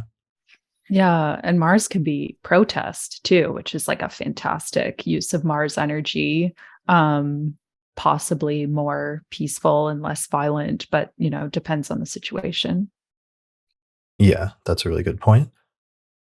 Protest, and because sometimes protest, even verbal protest, is to the people on the receiving end is like an unwanted verbal intrusion, or sometimes has this jarring effect that's like uncomfortable, or is felt as uncomfortable, but that uncomfortable feeling is actually the goal, and that's what pushes or causes change in some instances. Yeah, it's almost like an elaboration of like Mars teaching us how to say no. Is protest is like a larger scale way of saying no to something or expressing some kind of no about it. Yeah. Yeah, resistance. Right, because that's also, so there's, with Mars, we there are a lot of sort of kinetic actions we associate with Mars, but Mars is also like refusing, not just saying no, but like to take it to a bodily level, which Mars likes. Mars is one of the more bodily of the planets. Like refusing to be moved. Right, you think of somebody's trying to like make you leave a room, you can say no, but then when somebody tries to move your body, like you can resist, right? Like be like, no, I'm staying here. Or I think of my cat, when he's really excited about being in a specific place, I'm like, okay, we're gonna move, and he like tenses up and digs in. Like that's like a bodily refusal. Like, no, I'm not moving. Relatable, yes. My what's cat, really not me. It's really funny when you mentioned protest. It suddenly made me realize and connect something I hadn't connected before, which is this string of protests that's actually been happening since October with the Mars square Neptune. But it's been I guess they're climate activists, that it started with that Van Gogh painting where they went up in mid-October and they threw soup on it. And then a video of that like went viral because people were just like outraged. They just destroyed this like priceless painting. But then it turned out that it was like behind glass. So it's sort of like they're giving the illusion of having destroyed a priceless painting in order to get their protest message out there, in what looked like an act of destruction, which is very Mars-like, but it was like square Neptune. So it was deceptive in some ways in order to serve the ends that they wanted it to serve. Mars square Neptune is like totally throwing soup. It just is like a perfect metaphor. But I have been thinking also a lot about protests during the Mars retrograde, because the protests in Iran started almost to the day after Mars entered its shadow. Well, I think maybe a week later, because I think the murder of the woman that initiated all of the protests that are happening there, I think was September 15th. I could be wrong, but it was right around the start of the shadow as well. And so it feels like that story is a huge part of the retrograde as well. Yeah. And that was the period where Mars was warming up, and then it was ruled by and then and tightly configured to that Mercury retrograde, right? And that's and that's what turned it from, how should I say, like a singular tragedy / atrocity into a societal movement. Yeah. And then more recently, there was another story in the news, which was the shooting at the Q nightclub, which was like a queer nightclub here in Colorado. And I didn't have necessarily an astrological take on that, except I did notice over the past few days after that the shooter afterwards, who survived and was brought into custody, started claiming that he was non-binary, and that started going around. But then a lot of people were pushing back and saying that he was not non-binary, but instead was just using that in order to further antagonize the queer community, which he targeted in that shooting and killing a number of people. So it struck me as another sort of like Mars Neptune type thing. Also, just the Mars and Gemini, the adding the words, And there was another shooting last week as well. I was like you know, it was just sort of the like, oh, it's Mars retrograde. It's kind of all over the place. Like that's part of the quality of the Mars in Gemini. In a dual sign, in a multiple sign, like you don't just get one thing, right? Like it's fireworks going off in a variety of different places. The cardinal signs and even the fixed signs really tend to focus on one big thing. But like with mutable signs, it's just sort of it's happening lots of different ways in lots of different places. And you get that doubling effect. Yeah, for Mars and sure. Gemini is almost like a kind of option paralysis. Like there's too many possibilities, and kind of like engines firing in all directions. Right. Well, and that's that sort of brings it brings it back to me to the point about you get like paralysis where I'm trying to move in 8 directions at once, so I'm standing still, or you get from what I understand of the Twitter thing, you get like Elon Musk literally moving in 8 directions, but one after another with no coherent movement pattern. You get like chaos or paralysis as a sort of default. Yeah. I forgot also there's been just like huge amount of tech layoffs over the past couple of months, and especially over the past month, with the Mars going through Gemini as another thing, because Mars just like is good at cutting things out or removing or, as you're saying, negating things. All right, so that's the full moon, which is like the first week or two of the month. Just a couple of days later, we actually have the auspicious electional chart that I wanted to highlight this month. So why don't we take a look at that? So this occurs on December 10th, 2022, starting at around 12:35 p.m. local time, so that you want to adjust the ascendant. So the ascendant is at about 27 degrees or so of Pisces, right at the end of Pisces, and there you'll find Jupiter, which is at 29 degrees of Pisces. So this is a day chart. We're taking advantage of Jupiter being in the very, very last degree of Pisces, right before it departs that sign for the next 11 years and moves into Aries. So this is a Jupiter election. It's a day chart with Jupiter in its own domicile in the first house, conjunct the degree of the ascendant. So it's very good for all Jupiter-related things. Jupiter is also ruling the 10th house of career, reputation, and social standing. So it could be good for things pertaining to that as well. The moon is in Cancer in the 5th whole sign house, the place of good fortune in Hellenistic astrology. And the moon is applying to and has a nice trine with Jupiter that it's applying to within 13 degrees, which is very helpful and supportive for the moon, especially as the moon is coming off of that full moon with Mars and Gemini, but is now like safely out of that range. At this point in the month, it's not just Mercury and Venus, but also the sun is finally separating from Mars and separating from that opposition. So one of the downsides for this chart is that we had to make Mars angular in the 4th whole sign house in a day chart. But we tried to move it so that it's not on the exact degree of the IC, so that the IC is later in the sign.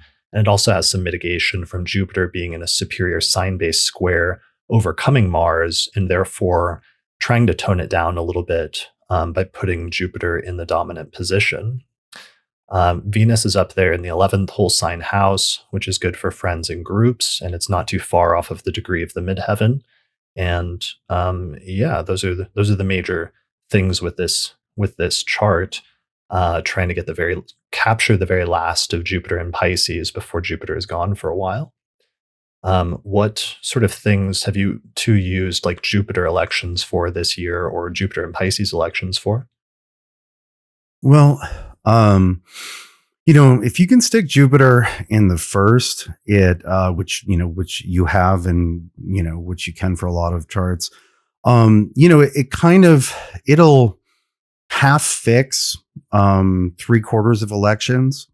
I've actually just been going back over Dorotheus for a lot of this month, and looking at the sort of prototypical electional manual. And there's different elections have different specific requirements, but pretty much all of them get way better if you stick Jupiter in the first in a with like in a strong position.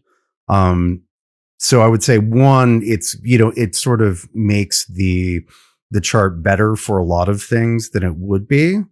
For that in particular, for me, I'll just say, so Jupiterian elections, launching a class, right? Announcing a teaching endeavor, right? Very simple, very Jupiterian.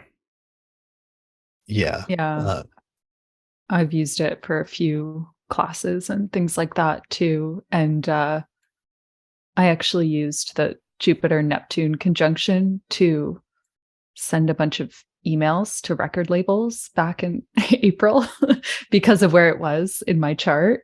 And Nice. it ended up being successful and like leading to a contract with one of my favorite labels. So that was a really nice Jupiter moment. And I've also I had like a couple of funny like Jupiter experiences through the year because I've been having some nice Jupiter transits where I won a bunch of like contests, which seemed like a nice random like Jupiter perk. So that's been a fun thing. Yeah, that's great. Yeah, like Jupiter is success, victory, winning. It's sort of Jupiter has a very strong relationship to these sort of blanket positives. And so, generally, if it's something that you would like to succeed at, Jupiter can help as the planet that brings success. Yeah. Yeah. Well, it's a nice, the opposite of what we were talking about Mars in the malefics, sometimes taking away or negating things earlier. Jupiter does the opposite. It affirms or it says yes to things. So if you put it right on the ascendant, when you're trying to accomplish something where you want a positive outcome, then it's more likely to say yes to whatever it is that you're trying to accomplish, generally speaking. Yeah. To give an example, I'm not sure where Mercury was in that chart. Was it like early, mid, cap? Yeah. But just as okay, so that's a little, that's a little early for what I was going to say. But for example, in Dorotheus, there's electional parameters for when you would like to ask for something and get a yes. And the baseline for that is Jupiter configured with Mercury. So that when you ask, you get a yes. And then Dorothea says, avoid Mercury conjunct Mercury with Saturn, because when you ask, you'll get a no. But it's like that's that affirmative property. And also in that case, generous, right? Because if you're asking somebody for something, you would like them to be in a generous giving mood. Yeah. I mean yeah, go ahead, Chris. No, go ahead. Well, just thinking about like that specific chart that we're looking at, it's like, okay, well, what would you want to say yes to with this chart? And Jupiter at 29 degrees of Pisces is like the ultimate state of possibility. Reminds me of like in the water cycle, like right before water evaporates. That's like 29 degrees of Pisces to me, where it's like half evaporated or something. And so if someone is trying to open up some state of possibility or like make some kind of change or transition, that feels like a nice chart for Jupiter to be able to say yes to. Mm-hmm. Yeah. And Jupiter is also ruling the 10th and the sun. So it's saying yes. It's supporting whatever the sun wants to do in the 10th. And, although we often simplify the 10th to professional matters, it's really action in the world, like going out and doing a thing in the world is to some degree always 10th. Right. And so Jupiter ruling the first and saying yes to whatever 10th house activities are there is, like that chart's really good for a pretty wide variety of things. That like moon in the 5th in Cancer, just supporting what's in the first, the Jupiter in the first ruling the 10th. Like there's a lot of like I would say that's a pretty, I don't know, should I say multi-use election. Yeah, for sure. Especially just taking advantage of days when the moon is trining Jupiter is always a good idea electional wise. And that's one of the reasons we focused in on that chart as the best election for this month. So that was not the only electional chart, though, we found, because Lisa Scheim and I each month do a monthly Auspicious Elections podcast, which is one of the benefits through our page on Patreon, where we go through and find at least 4 other auspicious electional charts. We actually gave people, I think, like 10 charts that give different lucky dates for the month of throughout the month of December in that 45-minute podcast. So you can find out more information about that at theastrologypodcast.com/elections.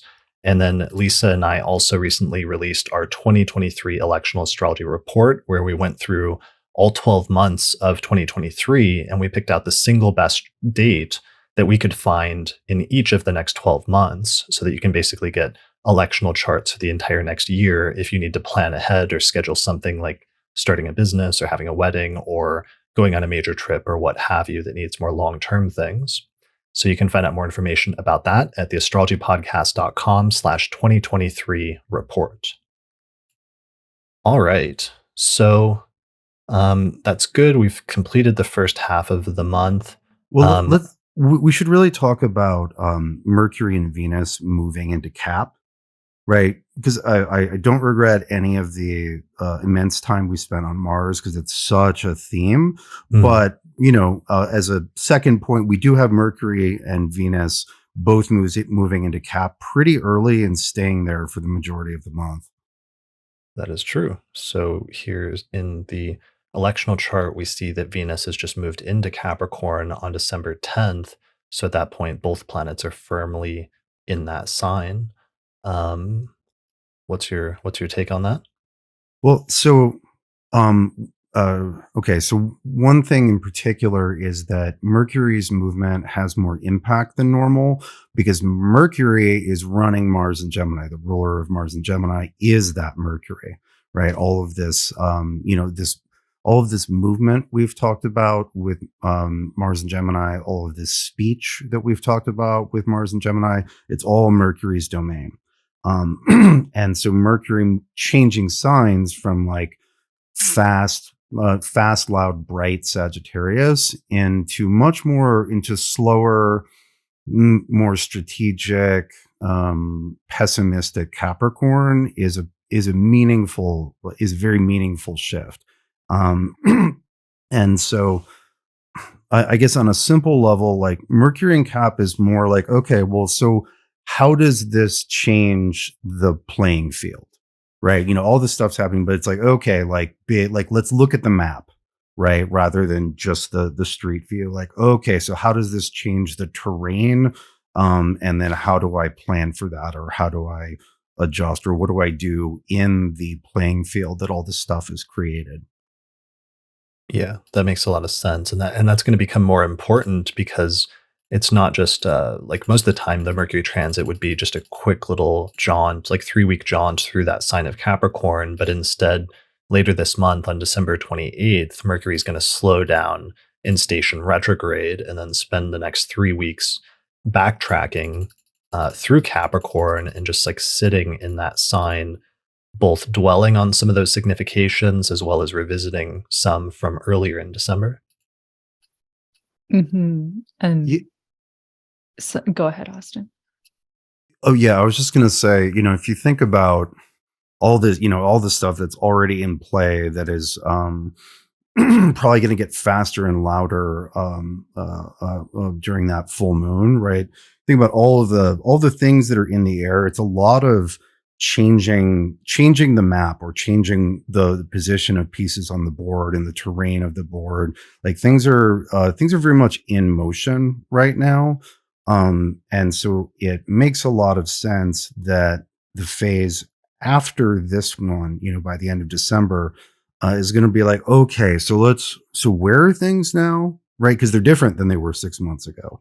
Like what's going on? Like really, we always do that, or there's a sort of collective taking stock when the sun's in Capricorn and we have the beginning of the secular year. Like that's always there, but it's like doubly important, right? Because this last quarter, there's just a ton of stuff in play. And that sense of a lot of the planets starting to move into cardinal signs instead of like their time in the more mutable signs. And that idea of taking stock feels very cardinal to me as well, or very Capricorn. Like, okay, so what are we going to do about it? Or what are we going to do here?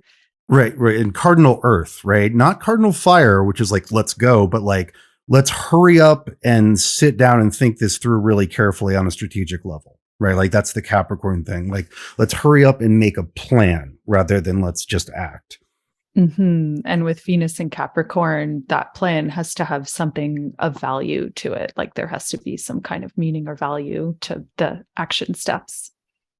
Yeah. How do I, how do I get what I want slash need in this version of the world? And just to go back to what you're saying about, right now and for the first part of December, it's mutable.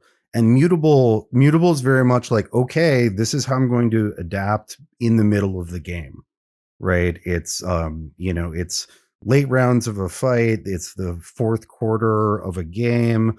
It's end game in chess where you can't go back and set things up the way you want. You just got to work with things as they are, right? With what you have.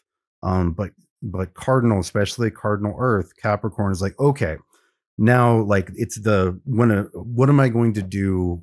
How should we say, how am I going to set myself up for success when the next game begins? It's less responsive in that way. Mhm. Like mutable placements are, like you said, just often like responding to what is, whereas cardinal placements want to initiate the next thing. And so it feels like a huge kind of shift in the tone of everything, as well as being into the second half of the Mars retrograde, where it is often easier to initiate something that might have been getting fumbled in the first half. Yeah, and even though Mars will continue to be retrograde until, was it 12th, 13th of January, and will still be in Gemini until the end of March. A lot of the Mars retrograde has played a lot of its cards, and those cards might get replayed in future hands, but it's not. It won't be a surprise, right? Like yes, these themes, but it's one thing when like, yep, it's still this, but it's been this for a while. I'm used to it or I'm adapted to it versus like, holy shit, I didn't know that we were playing. I didn't know you had that card. Whereas Mars is, played some of his more unpleasant cards several times already. And so, anyway, so even though it's not over, the simply like it becoming unknown makes it plannable. Like unknowns are much harder to plan around. Yeah, that's a good point. There's already a trajectory heading into it. One of the things we have to talk about, if we're talking about the Mercury and its ingress, as well as Venus's ingress into Capricorn, is just when Mercury stations retrograde at the end of December, it's pretty closely conjunct Pluto from 24 Capricorn to 27 Capricorn. And Venus actually catches up to and conjoins Mercury just like within that same time frame around the 29th at 24 Capricorn, and then Venus goes on to conjoin Pluto on the final day of the month, actually on December 31st and January 1st, it looks like. So we have this whole clustering of Mercury and Venus conjoining Pluto at the very end of the month, and that being part of the opening signature of that Mercury station and that early retrograde period. So Mercury Pluto combinations, as we've gone over before on the forecasts, whenever this has happened, when Mercury stations in a hard aspect of Pluto have this sometimes like obsessive quality when it comes to communications, sometimes trying to get to the bottom of things. And sometimes that can result in things like disclosures or the putting out into the open of that which was secret, and the attempt to investigate and then get down to the bottom of something and then to bring it back up from the depths, whether that's like a public story and a public thing that happens in terms of disclosures or whether it's a personal one. It has that quality, that sort of like investigative, but also like obsessive quality of getting to the bottom of things. Yeah, I've been thinking about that a lot actually as we approach that retrograde, because it's also almost to the degree where Venus stationed retrograde at the end of last December. I think that was 26 degrees of Capricorn. Mm-hmm. And obviously that's in the realm of all those like massive Capricorn conjunctions of 2020 as well. And so I feel like there's this interesting theme where like Venus went back to dip into that and like bring that back to the surface. And now Mercury is coming to bring that back to the surface. Like there's this sense of the retrogrades, like continuing to harken back to the themes from 2020 that were happening and sort of like pulling them up from the dregs in a way. That's such a great point, because that might then, for some people, or maybe some news stories, the Mercury stationing there in those degrees conjunct Pluto could be like the investigation or the relitigation or return to of a discussion of something that happened a year ago when Venus was going retrograde there conjunct Pluto, that whatever that Venus retrograde story was for different people, something about that coming back and having to be discussed again now, starting at the end of December and going into early January.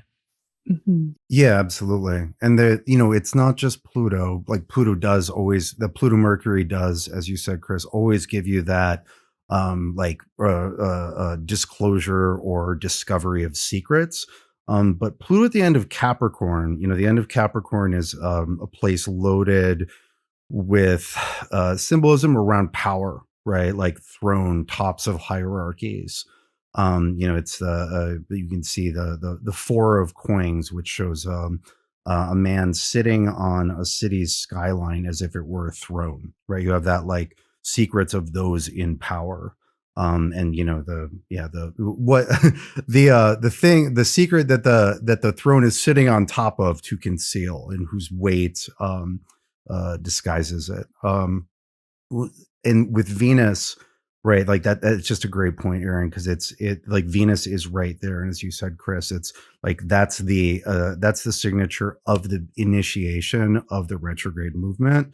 And so I know that with Venus, it makes me think of some of the how should we say, the sex scandals that were happening at that time. I believe our Venus retrograde on Pluto at the beginning of the year, or last year, beginning of the year, that was the Ghislaine Maxwell trial, and that's when Prince whatever the fuck really got dragged in, and as a result, he has since, I believe, been stripped of multiple titles and maybe stripped of more.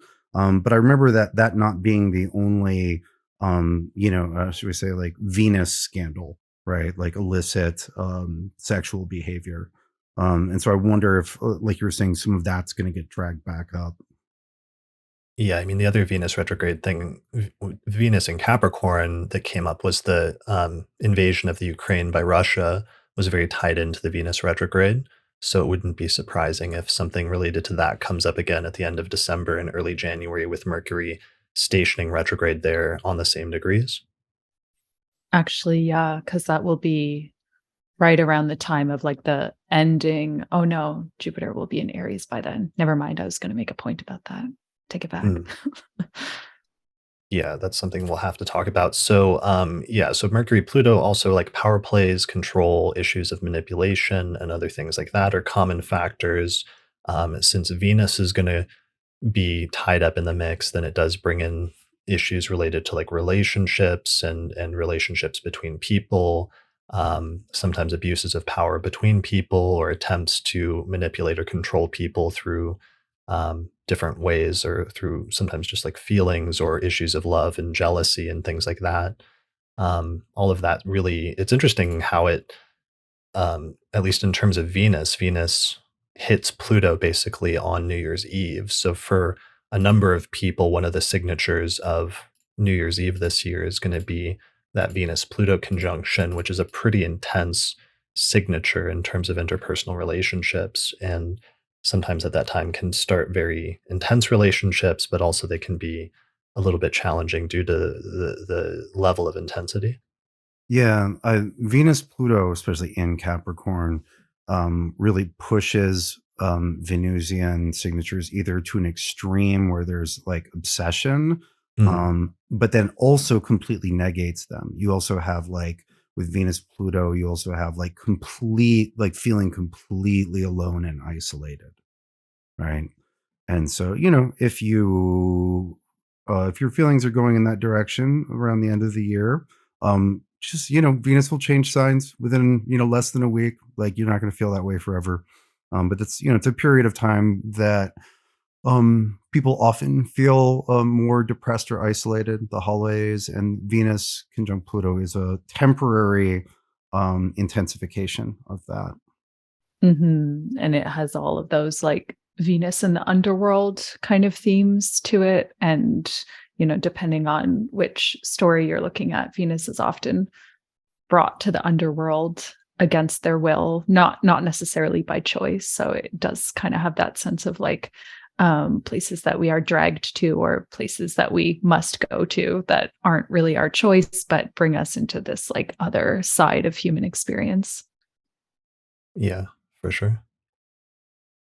Um, all right. So yeah, so that's the Venus in Capricorn and also Mercury in Capricorn, which is basically the entire uh, second part of the month once those two planets make their way out of Sagittarius and into that sign, with Mercury first ingressing into Capricorn on December 6th and Venus going in on the 9th. And then I was looking at the dates, and it looks like Mercury enters its shadow degree at 8 degrees of Capricorn already on December 12th.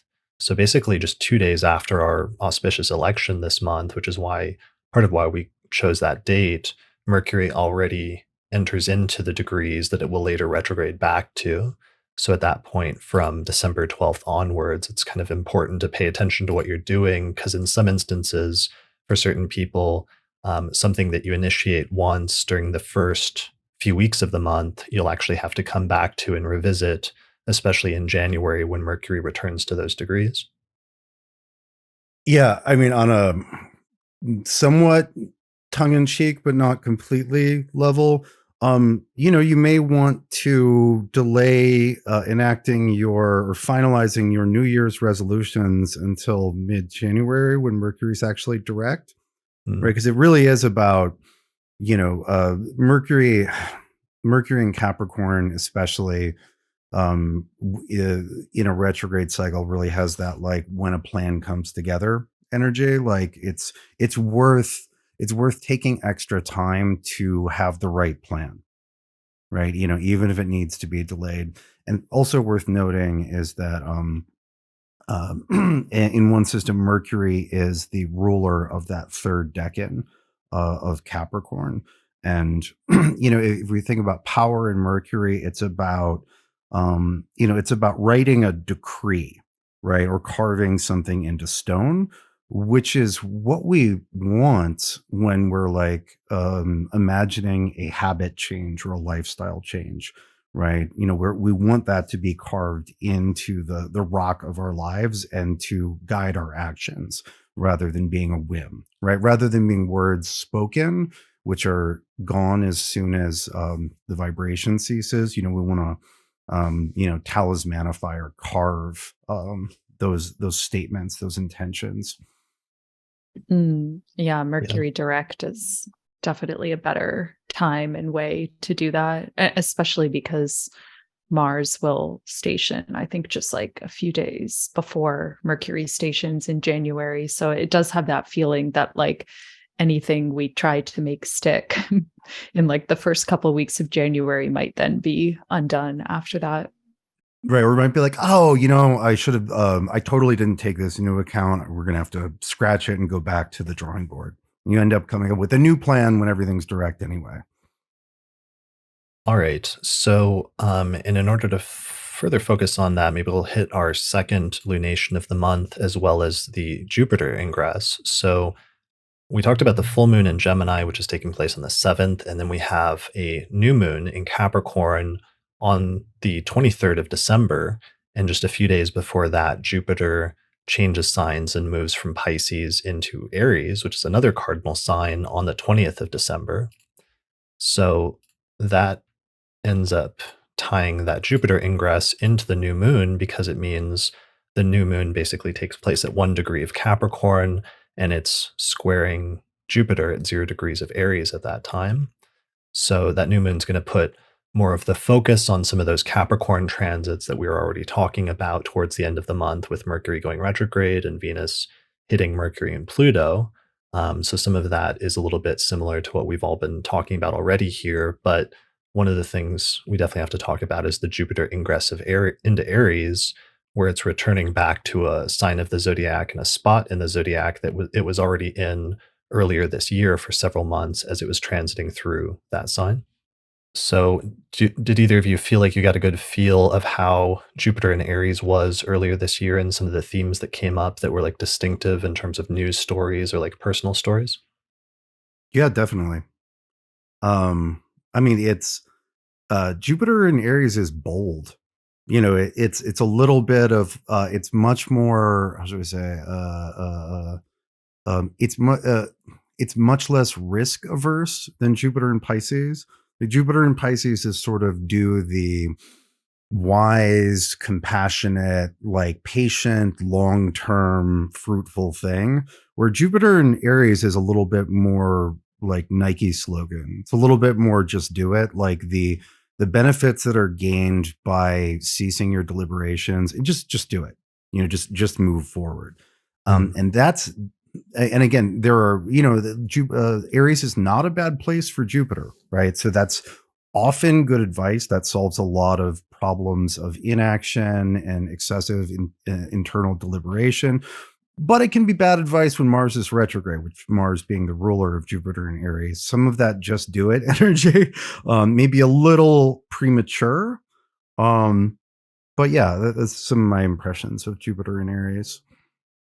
Yeah, I found it like personally more satisfying than Jupiter and Neptune. Excuse me, Jupiter and Pisces, even though I know that, it's at home in Pisces, but like Austin's saying, Jupiter and Aries is not a bad Jupiter. Like it has triplicity there.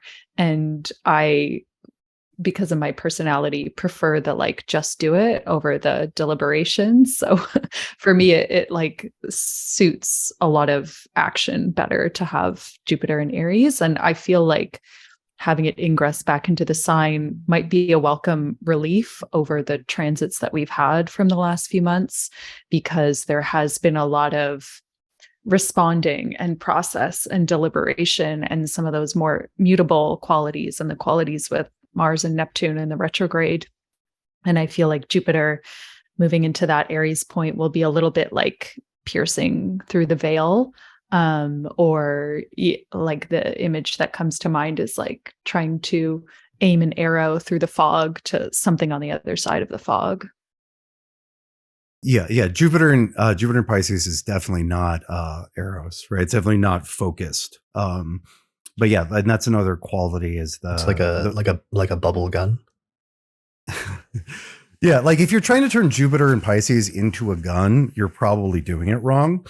Unless it's like, some sort of like an EMP, like a pulse weapon might be correct for Jupiter and Pisces, but it's not like a short, like a small pokey explodey thing. That's much more Aries. Can you make an EMP out of like feels or vibes? I mean, that's what EMPs are. Okay. Yeah. It's an electromagnetic pulse. Okay. It's just sending nice vibes. That's or Pisces. Or figuring out how to weaponize your bad vibes. Okay.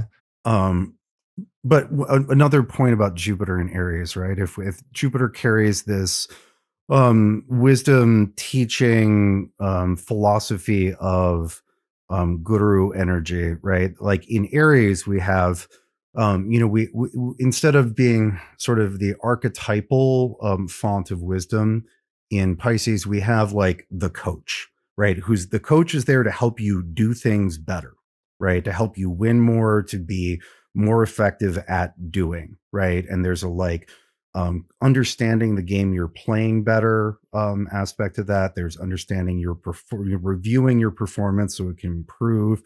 But that's, Jupiter in Aries is much more like coach than it is teacher, or it's it's that style of teacher.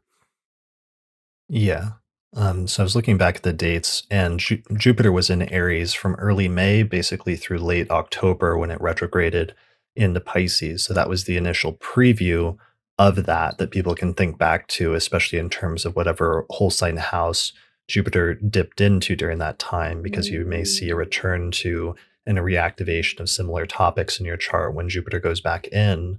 And it definitely had like a much different vibe earlier this year of like, as you're saying, like the first into the breach, or like you only live once kind of vibe that was much more forward movement oriented, I felt like, than the more diffuse Jupiter in Pisces lately.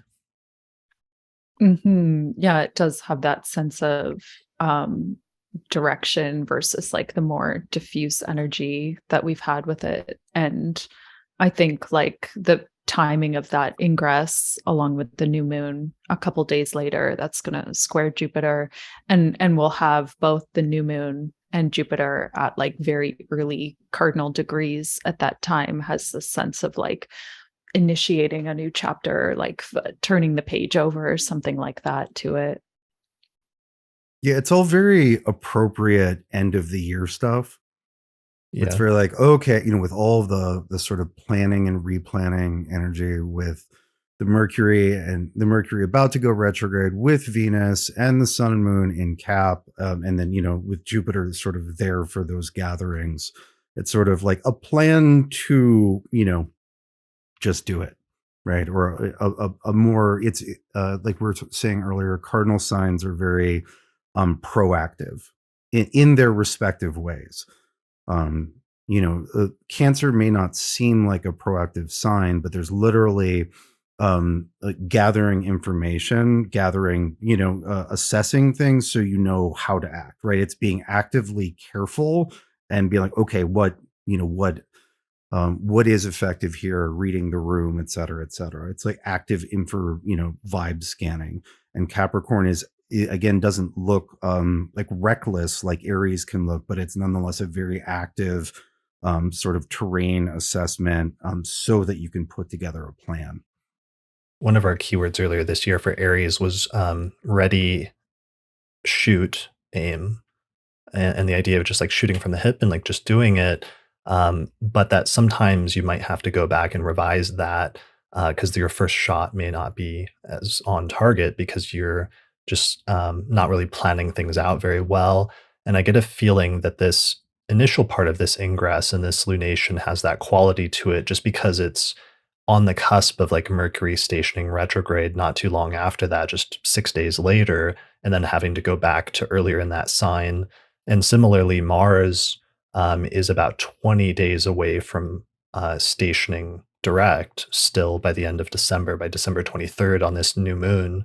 So there's still this quality of Mars finishing up its retrograde cycle and going back to previous periods. So even though there might be this impulse, at least initially with Jupiter and Aries, to just take action and have immediate aggressive growth, some of the initial shots might not be exactly on target, and you may have to go back and try again later or take a second attempt at things. Yeah, I think that's really good advice, because if we just look at the chain of rulership, Jupiter and Aries ruled by Mars retrograde, Mars retrograde ruled by Mercury about to go retrograde, right? So there's if we follow the chain of command, right, there's a lot of, well, it depends on this, and then I've got to wait until the person that I'm getting my information from is sure about it. It's like like that ability to act with certainty and without hesitation is great, but you got to save that for the right moment. It's what is that, the don't shoot until you see the whites of their eyes or something. That's a quote. Although it's still, that doesn't mean you shouldn't necessarily give it a shot. You should just be open to trying and failing, or trying, doing it, seeing what your mistake is, and then being willing to learn from that and move forward from there. Because I was thinking about this a lot lately, where sometimes like people, when they're doing something new, they can sometimes get paralyzed by trying to make everything perfect the first time. And eventually, if you stick with that, and if you stick with the idea of not doing anything until it's perfect, like you'll never actually, sometimes in the worst manifestations, actually end up accomplishing anything, because sometimes it's only through trial and error that you can grow. and you have to just put yourself out there and like try to do something and then move from there rather than trying to do it perfectly the very first time. So I think that's going to be one of the great lessons Jupiter and Aries this year, especially once we get out of December and January, once the planets start moving forward again. That'll be one of the great lessons, is that sometimes just do it is the way to learn, even if it's not perfect at first. Yeah, yeah. Jupiter running the school of hard knocks in Aries. Yeah, I don't think Aries is concerned with getting it perfectly, but it kind of makes me think of, I don't know the exact date, but at some point Jupiter will make a conjunction to Chiron when it gets to like 11 or 12 degrees of Aries. And that may be the point at which we realize we have to go back and do the thing over again. But we'll see. I could be wrong about that. I just turned Chiron into my chart, and interestingly, it looks like it's stationing at this date on the new moon around December 23rd. It's stationing at 11 Aries. Exactly. It's right on the new moon, which I thought was really, it almost feels like a foreshadow of when Jupiter will get to that conjunction, because it's stationing on the new moon as the new moon is squaring Jupiter. And so it feels like some kind of setup for whatever will happen at that date when they finally meet up. In terms of, Chiron and some of its themes of like recognizing past wounds or hurts or other things like that. And I find that Chiron also often speaks to patterns that we have. And so we might find that whatever we were just doing at the beginning of Jupiter in Aries was like coming from some kind of like familiar impulse that we have. And maybe we need to like reconfigure our first response or our first reaction. Yeah, that makes a lot of sense. And not so as to not proceed from a place of being hurt from the past, but instead to proceed from a place of truly understanding what the present is and what the appropriate action is to take based on the present and the future rather than the past. And I think Jupiter in Aries has this really lovely feeling of experimentation to it as well. Like, I'm just Mhm. going to try this out just to like see what it's like. And there's like a lot of really beautiful playfulness in that experimentation that I think might be like the converse of like acting from the Chiron place, which is like because it's coming from some sort of repetitive wound. Mm, okay, definitely. Um, So, quick question: did Jupiter conjoin Chiron this year? it probably got pretty close because it got Stationed at 8 degrees of Aries in Okay, July, so it would have so come within a few degrees. okay, so shy but no conjunction, or no by degree conjunction. And it'll just make that one conjunction because it's going to power straight through Aries. got it. Okay. So that might be a little preview, like looking back to that past conjunction in terms of what the one coming up will mean sometime next year. All right. So, and then finally, by the time we get to end of December, one of the things that's really nice that I like is the Uranus-Saturn square at this point is getting really far away. By the end of the year, Saturn's at 22 Aquarius and Uranus is at uh, the middle of Taurus still, retrograde. So they're starting to get some distance, and some of the shakeups and instability from that square that we've been experiencing on and off almost over the past 3 years since, mid to early 2020 are going to start to fall into the past a little bit, which I think is really good, especially for anybody with placements in the middle of the fixed signs. Yeah, and that's another piece of that, that sort of let's reassess the landscape energy at the end of the month and next month, right? Because it's the end. It's basically the end of, as you said, on and off 3 years of this like shakeup energy, right? Like we look at the devastated remains of various houses of cards, like what some of what was once mighty has fallen, some of this and that, like because it really is the end of that small era. And soon enough, beginning of March, we get Saturn moving into Pisces, whole new chapter, not only new sign, but also different outer planet configuration. We move from Saturn Uranus to Saturn Neptune, and for many years.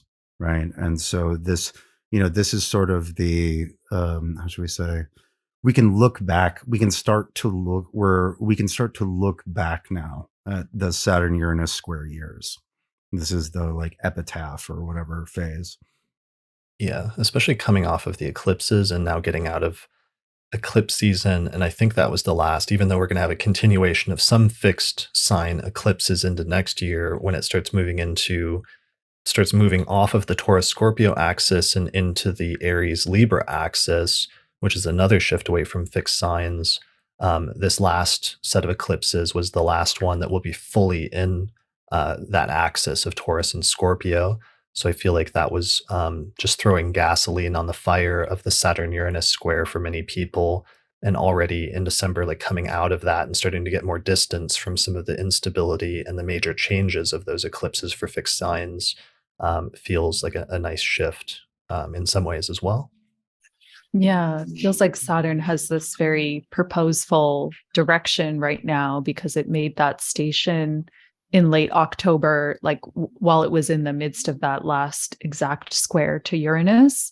But from that station, we'll just clear through the rest of Aquarius into Pisces. And I often think about like when slower planets ingress, I often think back to the last time they stationed direct, like before they make that ingress. And that chapter of time can have like a really cathartic sense of unfolding, or that something comes to fruition that's been in the works or in process through its retrogrades in the last sign. Yeah, well, I see that. It's something that won't be rewritten, especially or overwritten, especially because Saturn's doing a no take backsies ingress into Pisces. Never like not coming back to Aquarius for 27 years. Yeah, and therefore bringing to completion that story of what Saturn and Aquarius has meant ever since it went into Aquarius way back in like March and April of 2020.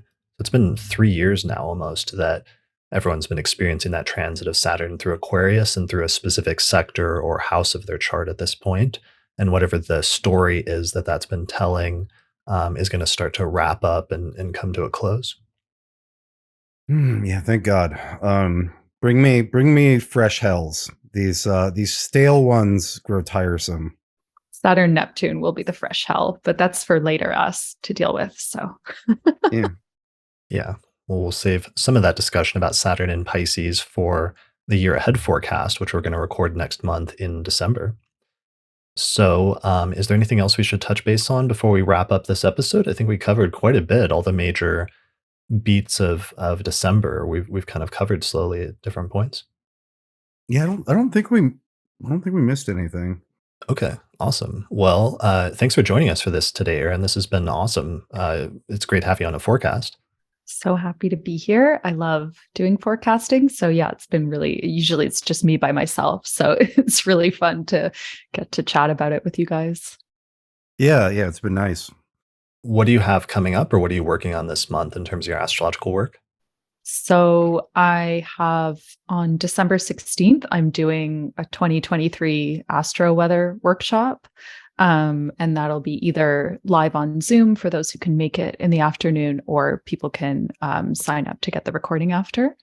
And then in early January, I'm doing a light weaving training, which is connected to the other body of work that I do.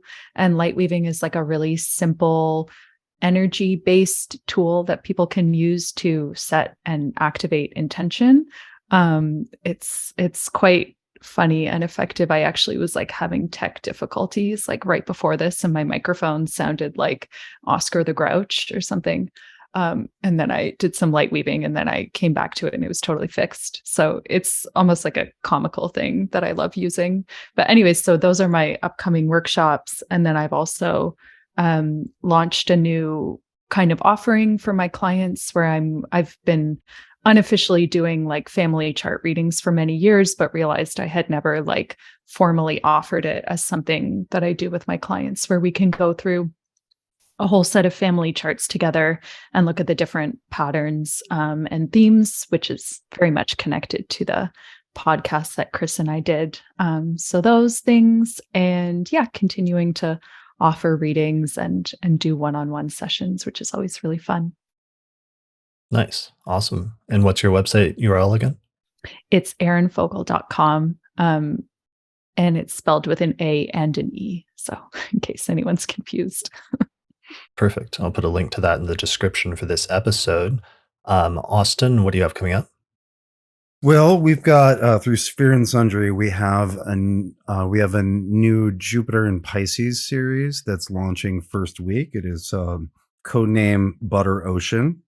It is it's thick and luxurious and high calorie in the best of ways. And then other than that, I'm going to be doing, yearly stuff with you. And this is probably going to be too late for a lot of the people, but maybe not. For the people here, it depends on when you release it, Chris, but I'm also doing another round of opening my year one class on December 1st. Please sign up for the mailing list. Because it's going to go out the mailing list first, and then the next day, if there are any slots left, it'll be public, but there haven't been so far. So sign up for the mailing list. Don't dig around the website for it. Just sign up for the mailing list. I'm going to put out an email on Sunday, specifying exactly what time of day it will be released. So that's new year one openings. Butter Ocean in year one. That's it. Awesome. And what are the website URLs? It's sphereandsentry.com and austincoppock.com. Cool. All right. As for myself, I just launched our 2023 astrology calendar posters. So all the graphics that we use in these episodes, we actually put onto a print calendar, which you can put up on your wall, which shows all of the major alignments of 2023. So you can find that at theastrologypodcast.com/store. And I'm also going to have some other merch up there, including some new mugs and other stuff just in time for the holidays. Other than that, I recently launched a new astrological consultations page because people are constantly asking either me for consultations or asking me who I recommend. So I actually have a list of recommended astrologers now, which is available at theastrologypodcast.com/consultations. There are often many guests that have been featured on the podcast over the years, and they're people that I feel confident sending clients to if you'd like to get your birth chart read, or some of them do horary consultations or electional or other offerings. So you can get a 10% discount on a consultation with any of those astrologers by using the promo code Astrology Podcast when you book a consultation with them. So that's what I got going on. And otherwise, I'm thinking about doing the year ahead forecast with you next month, Austin. And then also I'm getting geared up to possibly do horoscopes, yearly horoscopes for each of the 12 rising signs. So you should see those coming out over the course of the next few weeks. All right. Thank you both for joining me today. This is awesome. We covered so much. I'm actually surprised we packed it all in, but I'm pleasantly surprised. Yeah, it's been really lovely. And thank you both for having me. It's really fun to get to be part of this. Yeah, my pleasure. This was good. Awesome. All right. Well, that's it for this episode. Thanks to all our audience of patrons that joined us through our page on Patreon for the live recording of this episode and for joining us in the chat. It's been great. So that's it for this episode. Thanks for watching, and we'll see you again next time. A special thanks to all the patrons that helped to support the production of this episode of the podcast through our page on patreon.com. In particular, shout out to the patrons on our producers tier, including Thomas Miller, Catherine Conroy, Christy Moe, Ariana Amour, Mandy Ray, Angelique Nambo, Issa Sabah, Jake Otero, Mimi Stargazer, and Jean-Marie Kaplan. If you appreciate the work I'm doing here on the podcast and you'd like to find a way to support it, then please consider becoming a patron through our page on patreon.com. In exchange, you can get access to bonus content that's only available to patrons of the podcast, such as early access to new episodes, the ability to attend the live recording of the monthly forecast episodes, our monthly Auspicious Elections podcast, or another exclusive podcast series called the Casual Astrology Podcast, or you can even get your name listed in the credits at the end of each episode. For more information, visit patreon.com/astrologypodcast. If you're looking to get an astrological consultation, we have a list of recommended astrologers at theastrologypodcast.com/consultations. The astrologers on the list are friends of the podcast that have been featured in different episodes over the years, and they have different specialties such as natal astrology, electional astrology, synastry, rectification, or horary astrology. You can get a 10% discount when you book a consultation with one of the astrologers on our list by using the promo code Astrology Podcast. The astrology software that we use and recommend here on the podcast is called SolarFire for Windows, which is available for the PC at alabe.com. Use the promo code AP15 to get a 15% discount. For Mac users, we recommend a software program called AstroGold for Mac OS, which is from the creators of SolarFire for PC, and it includes both modern and traditional techniques. You can find out more information at astrogold.io, and you can use the promo code AstroPodcast15 to get a 15% discount. If you'd like to learn more about my approach to astrology, then I'd recommend checking out my book titled Hellenistic Astrology, The Study of Fate and Fortune, where I go over the history, philosophy, and techniques of ancient astrology, taking people from beginner up through intermediate and advanced techniques for reading birth charts. You can get a print copy of the book through Amazon or other online retailers, or there's an ebook version available through Google Books. I also recently published a new translation of the anthology of the 2nd century astrologer Vedius Valens, which is one of the most important sources for understanding the practice of ancient astrology. You can find that by searching for Vedius Valens, the anthology on Amazon or other online book retailers. If you're really looking to expand your studies of astrology, then I would recommend my Hellenistic Astrology course, which is an online course on ancient astrology where I take people through basic concepts up through intermediate and advanced techniques for reading birth charts. There's over 100 hours of video lectures as well as guided readings of ancient texts, and by the time you finish the course, you will have a strong foundation in how to read birth charts as well as make predictions. You can find out more information at courses.theastrologyschool.com. I also recently launched a new course there called the Birth Time Rectification course, where I teach students how to figure out your birth time using astrology when the birth time is either unknown or uncertain. You can find out more information about that at theastrologyschool.com. Each year, the podcast releases a set of astrology calendar posters for the coming year, and we've just released our 2023 planetary alignments and planetary movements posters, which are now available on our website at theastrologypodcast.com/store. There you can also pick up our 2023 Electional Astrology Report, where Lisa Scheim and I went through the next 12 months and we picked out the single most auspicious date for each month using the principles of electional astrology. You can get that at theastrologypodcast.com/2023 report. And finally, thanks to our sponsors, including the Mountain Astrologer magazine, which is a quarterly astrology magazine, which you can read in print or online at mountainastrologer.com. Finally, thanks also to the Northwest Astrology Conference, which is happening May 25th through the 29th, 2023, just outside of Seattle. This year's conference is going to be a hybrid conference where you can either attend online or in person. Find out more information at norwac.net.